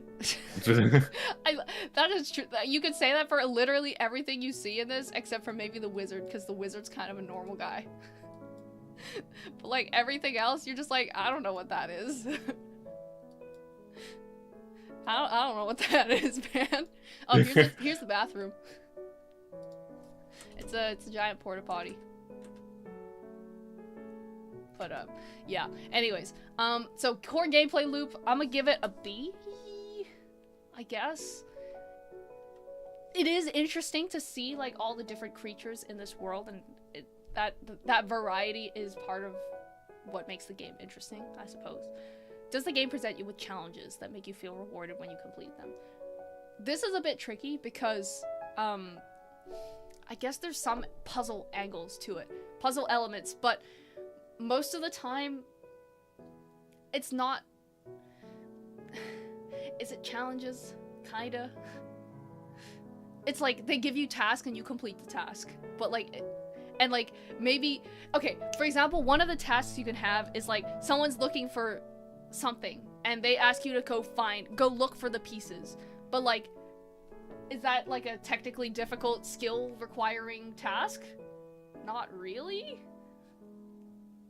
I don't know. The only time I can remember, okay, there's a couple of times where challenge is involved. One of them is actually this one, the freaking Frogger segment where you're also tripping balls. Yeah, just, oh my god. Which, by the way, is actually like not, I mean, okay, you can technically do this, but I don't think it's like necessarily the intended way to get past this part, so like, yeah, there's that's skill based, but like, and then there's also like a part where you need to, there's like a very simple puzzle. Let me see if I can find where the puzzle was. It was when you're trying to, yeah, right before this, here, this thing. There's a puzzle, you know the Pokemon ice puzzle where you like move Block around? Puzzles, yeah. Yeah, that. Yeah, okay, this is that. Yeah, I see it. It's so like things like this and things like the Frogger game, those are technically like game challenges in that sense. But these are not the majority of the game. Really, most of the game is just figuring out what the hell you're supposed to do and what's going on. So in that sense, I'm kind of gonna give it like a B- because there just aren't that many challenges. Right. The interest of the game is really about the surrealism. Are the game's goals compelling? Can I not rate this? This is like a question mark. Sure. This is like the game's goal is find a bathroom, or it's simply not like technically you're given an overarching like sense of like there's a obstacle that, or there's a task that needs to be done. Ultimately, that's the way I can describe this. But oh god, the freaking ocean of red with random legs sticking out of them. Really cool. Super fun. Really fun. But yeah, the goals are simply not very clearly defined. And I guess that's by design. Responsiveness. Does the game respond to you, the player? When you do actions in game, are there consequences? B+, N, B+. Maybe just a B. It's fine. I think. Oh, I'm struggling to grade this. Is it too surreal to grade? It is very surreal. I can't hold it to the standards of like normal games. Like, how do you grade LSD Dream Emulator to these metrics? Maybe this is just one of those, can you grade it? Okay, balance. Does it feel fair? Does it feel like skills correlate with winning? Or does it feel like you're losing because of the game? Question mark. Okay, for innovation, I will give it like an A-, because surreal games have definitely been done before. Especially Like, again, LSD Dream Emulator core. But I do like the thing that they do with the characters. That's quite interesting, and I haven't really seen that quite like this. Whoa, there's an animated trailer. That's scary. But yeah, so I'll give it an A- for innovation, because it's definitely got some interesting aspects. The characters, mostly. I love the stylistic difference between every single one. It's pretty wacky. I don't know how to answer balance, bro. I'm gonna give it a question mark. UX. Is it a smooth experience for the user, or does it hinder the game? If I'm honest, I think I struggled quite a bit for the first hour or so. Because I simply didn't Wow, you played this for a while, huh? Yeah, I finished it in one sitting, so... Oh, alright. Yeah. Because it's the first chapter only. But, like... part of it is exploration, I suppose. But, like... hard to give it a good grade for UX when it's just so confusing, and you don't know what the heck is going on. And, I mean, I guess that's partially by design, but, like, it's a B. It's fine. It's maybe a B- because it's really confusing. And that's my opinion. 3 disclaimers! This is just my opinion. Yeah, we have 3 disclaimers in the corners for that exact purpose. Okay, aesthetic and art. Here's where I might be able to give more points for this. Is the aesthetic well executed? I think that it really is going for that LSD Dream Emulator vibe, and they succeeded. And the thing is, what's interesting about it is that, like, you can kind of tell that these people are clearly, like, capable of, like, amazing things. And a lot of these were very deliberate choices, I think. The low polyness. And also the artwork and animation occasionally is just randomly fire. Like, I'll get hit with a character and I'll be like, they'll just randomly have like a super good animation and I'll be like, okay, sick. Awesome. But, yeah.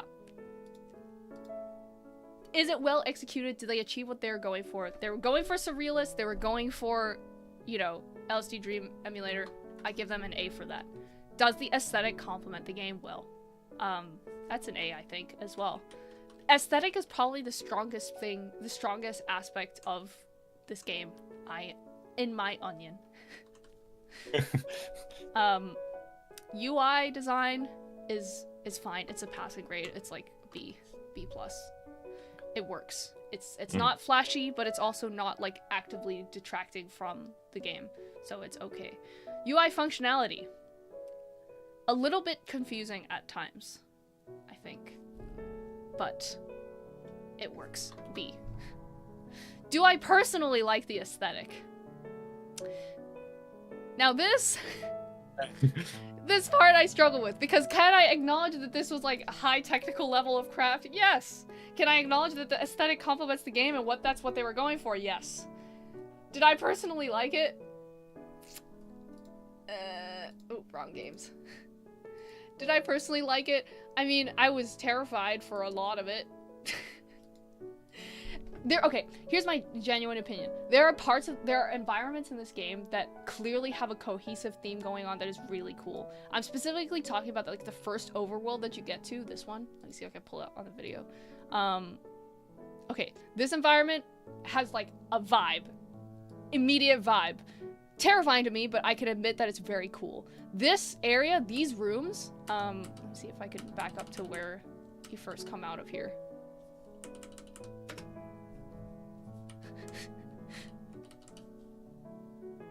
Okay, yeah. These rooms underground are really cool. And like I very much respect kind of that level of like set design.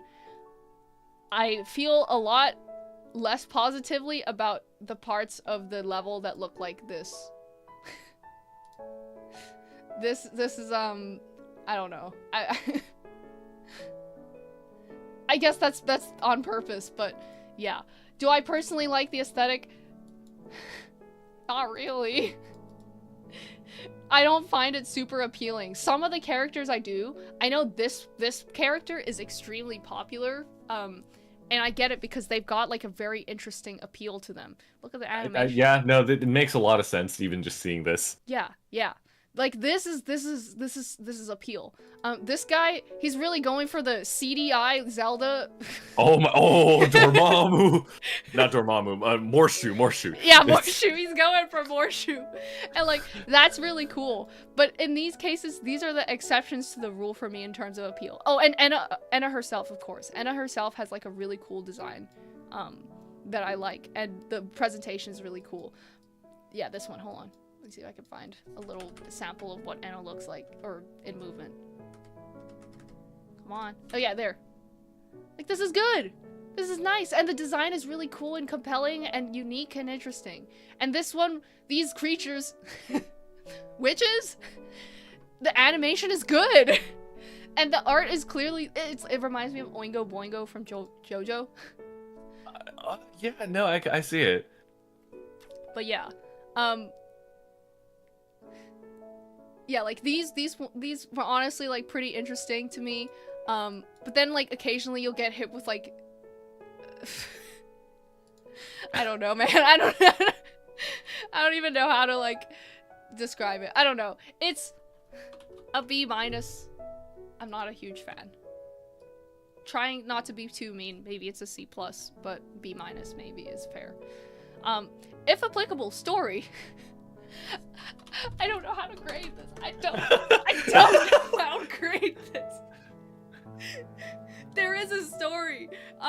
It's getting 3 question marks from me. Okay, I mean, yeah, I genuinely, I don't even know how to rate the story, bruh. I can't understand. Is this game fun? Maybe, you know what? I think expression, perhaps, or sensation, just purely on an artistic level. I respect the creators for like kind of going balls to the wall crazy with this. And it seems like a lot of people really love this. Overwhelmingly positive reviews on Steam. And I think that like the exploration of like meeting the different characters and discovering the intricacies of such a nonsensical world is part of the that's the fun of discovery. So you know what, I will give them B+, an A-. There you go, I'll give it an A-. Did I personally have fun? I was terrified, trying not to poop my pants for like the first 2 hours. Or like the first hour and a half, I was trying not to poop my pants. But like, oh god, these levels were like really unsettling and scary, man. So I'm giving it a B. This has only furthered my resolve to get you to play Lethal Company at some point. No. No. Someday. No. I'll poop my pants. I mean, okay, can we have mods to make it like not so scary? Yeah, sure. That's fine. I have tried it for a grand total of like 15 minutes before I had to step away. Real? Oh, wow. And that was with the mods, where it replaces like the scary monsters with like Goku.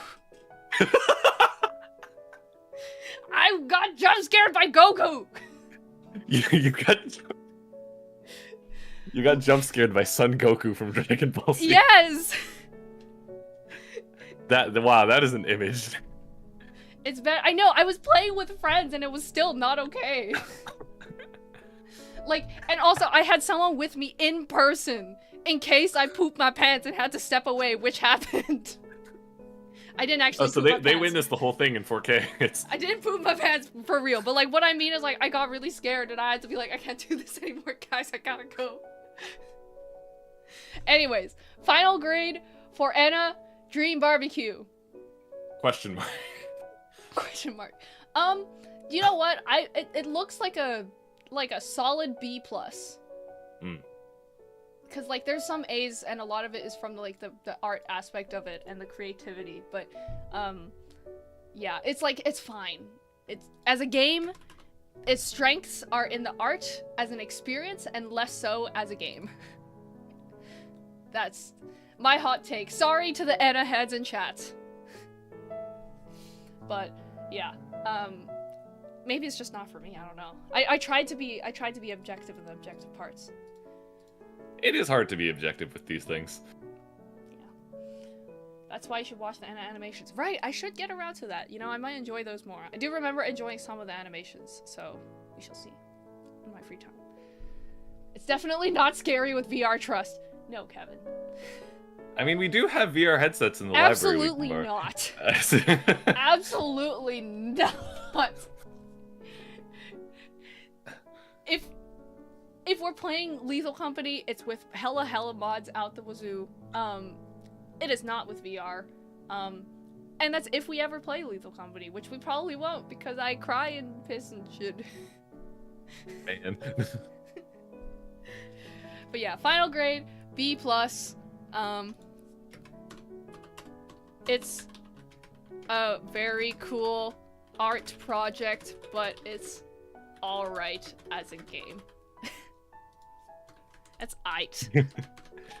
I think King Crimson just bet your soul on playing Lethal Company with VR. Please don't. Please don't. Please don't. Please don't. Please don't. Oh boy.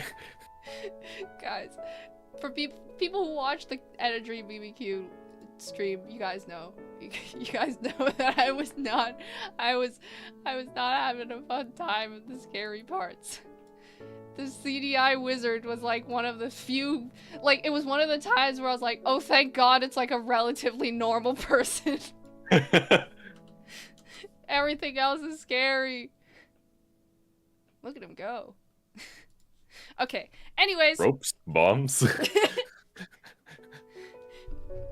As long as you have enough rupees. Rubies. That's it for today. I think it's been just over 3 hours, so yeah. I think it's a good time to wrap. We will come back. we still have at least 3 games to go. Mm-hmm. I don't know if Zuma counts. I only played it for one very, very short part of a stream. I mean, it counts as a game on stream. That's true. And I have played it for a lot longer than what was on stream, to be fair. Okay, so that's it for today. Let's review the final grades for people who weren't here. Let's see. Final grade for Split Fiction, a solid A. Great game. Yakuza 0, a solid B+.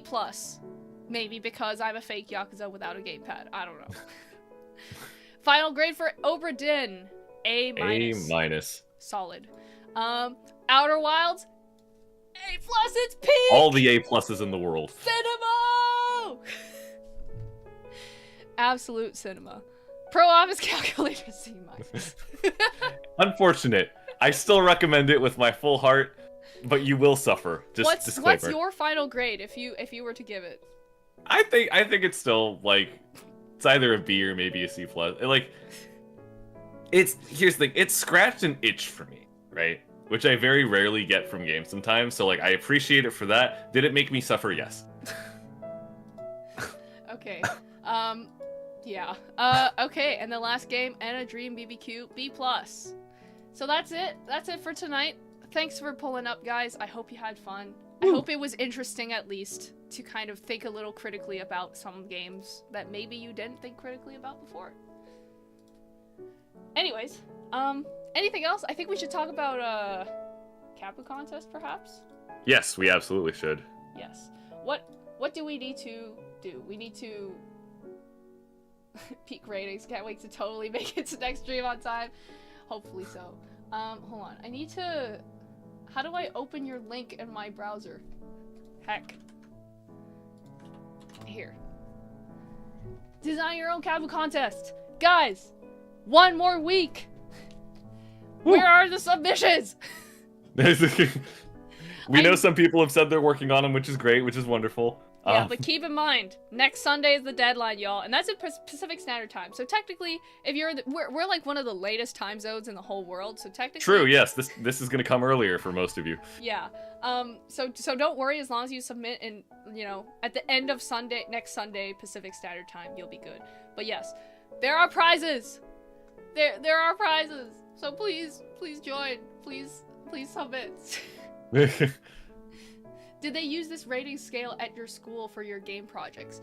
Kind of.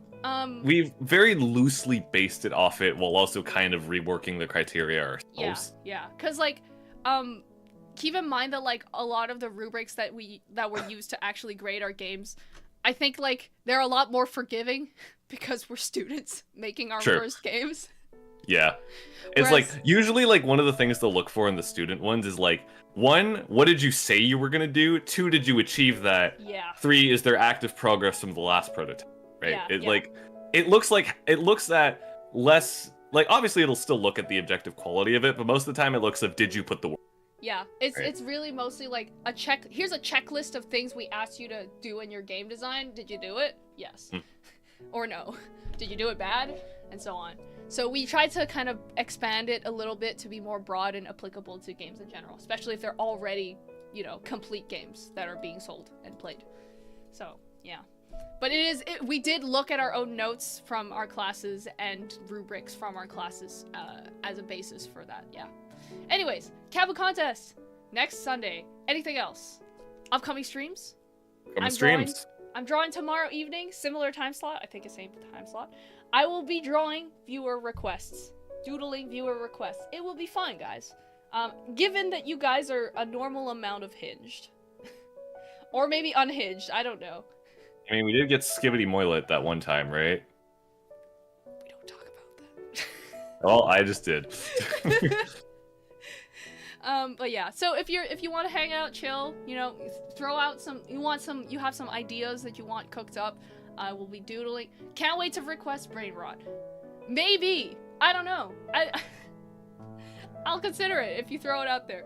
But yeah, Monday will be my next stream. Wednesday, I think we're doing game roasts. Oh, we're gonna be playing games on stream. Oh right, we're playing student games. We're playing student games, VR and regular games from IAT 312, 167, and 445. So very fun. VR specifically, that's the part that's interesting. That's gonna be a fun one. What if it's a VR horror game? Okay, that's the one case where I will willingly play it because it's a student game. How scary? I had 312. I have 445 students. You heard it. She said it. Anyways, yeah, that's it. Oh, and also, if you haven't subscribed yet, please subscribe. Yes, please subscribe. We need channel growth, or the upstairs administration will be like. I don't. Oh. Okay, I will cut you there. Okay, I can't say more than that. But we need growth. We need to grow our channel. Wow. Yes. I mean, I did notice 2 people subscribed during the stream. Thank you very much. Yippee! But yeah. Okay, please subscribe if you haven't already. It would mean a lot to us. And more content coming tomorrow. And shorts coming. By the way, guys, the shorts that we put out, we're gonna try really hard to make new shorts that are not just stream highlights. So they are worth watching. They will be content for your eyes. You guys like content, right? I love guzzling content. Don't diss the admin, you're getting cooked. Okay, yeah, I should say no more. Anyways, yeah. So next streams are gonna be Monday, tomorrow, and Wednesday. So pull up, guys. Woo! That's it for tonight. Thank you for coming and staying all the way. I love yummy SIAT content. Ah! Wonderful. And have a good night, y'all. Any last words, Faye? I think that's everything. All right. Good to see you all. Goodbye. See ya.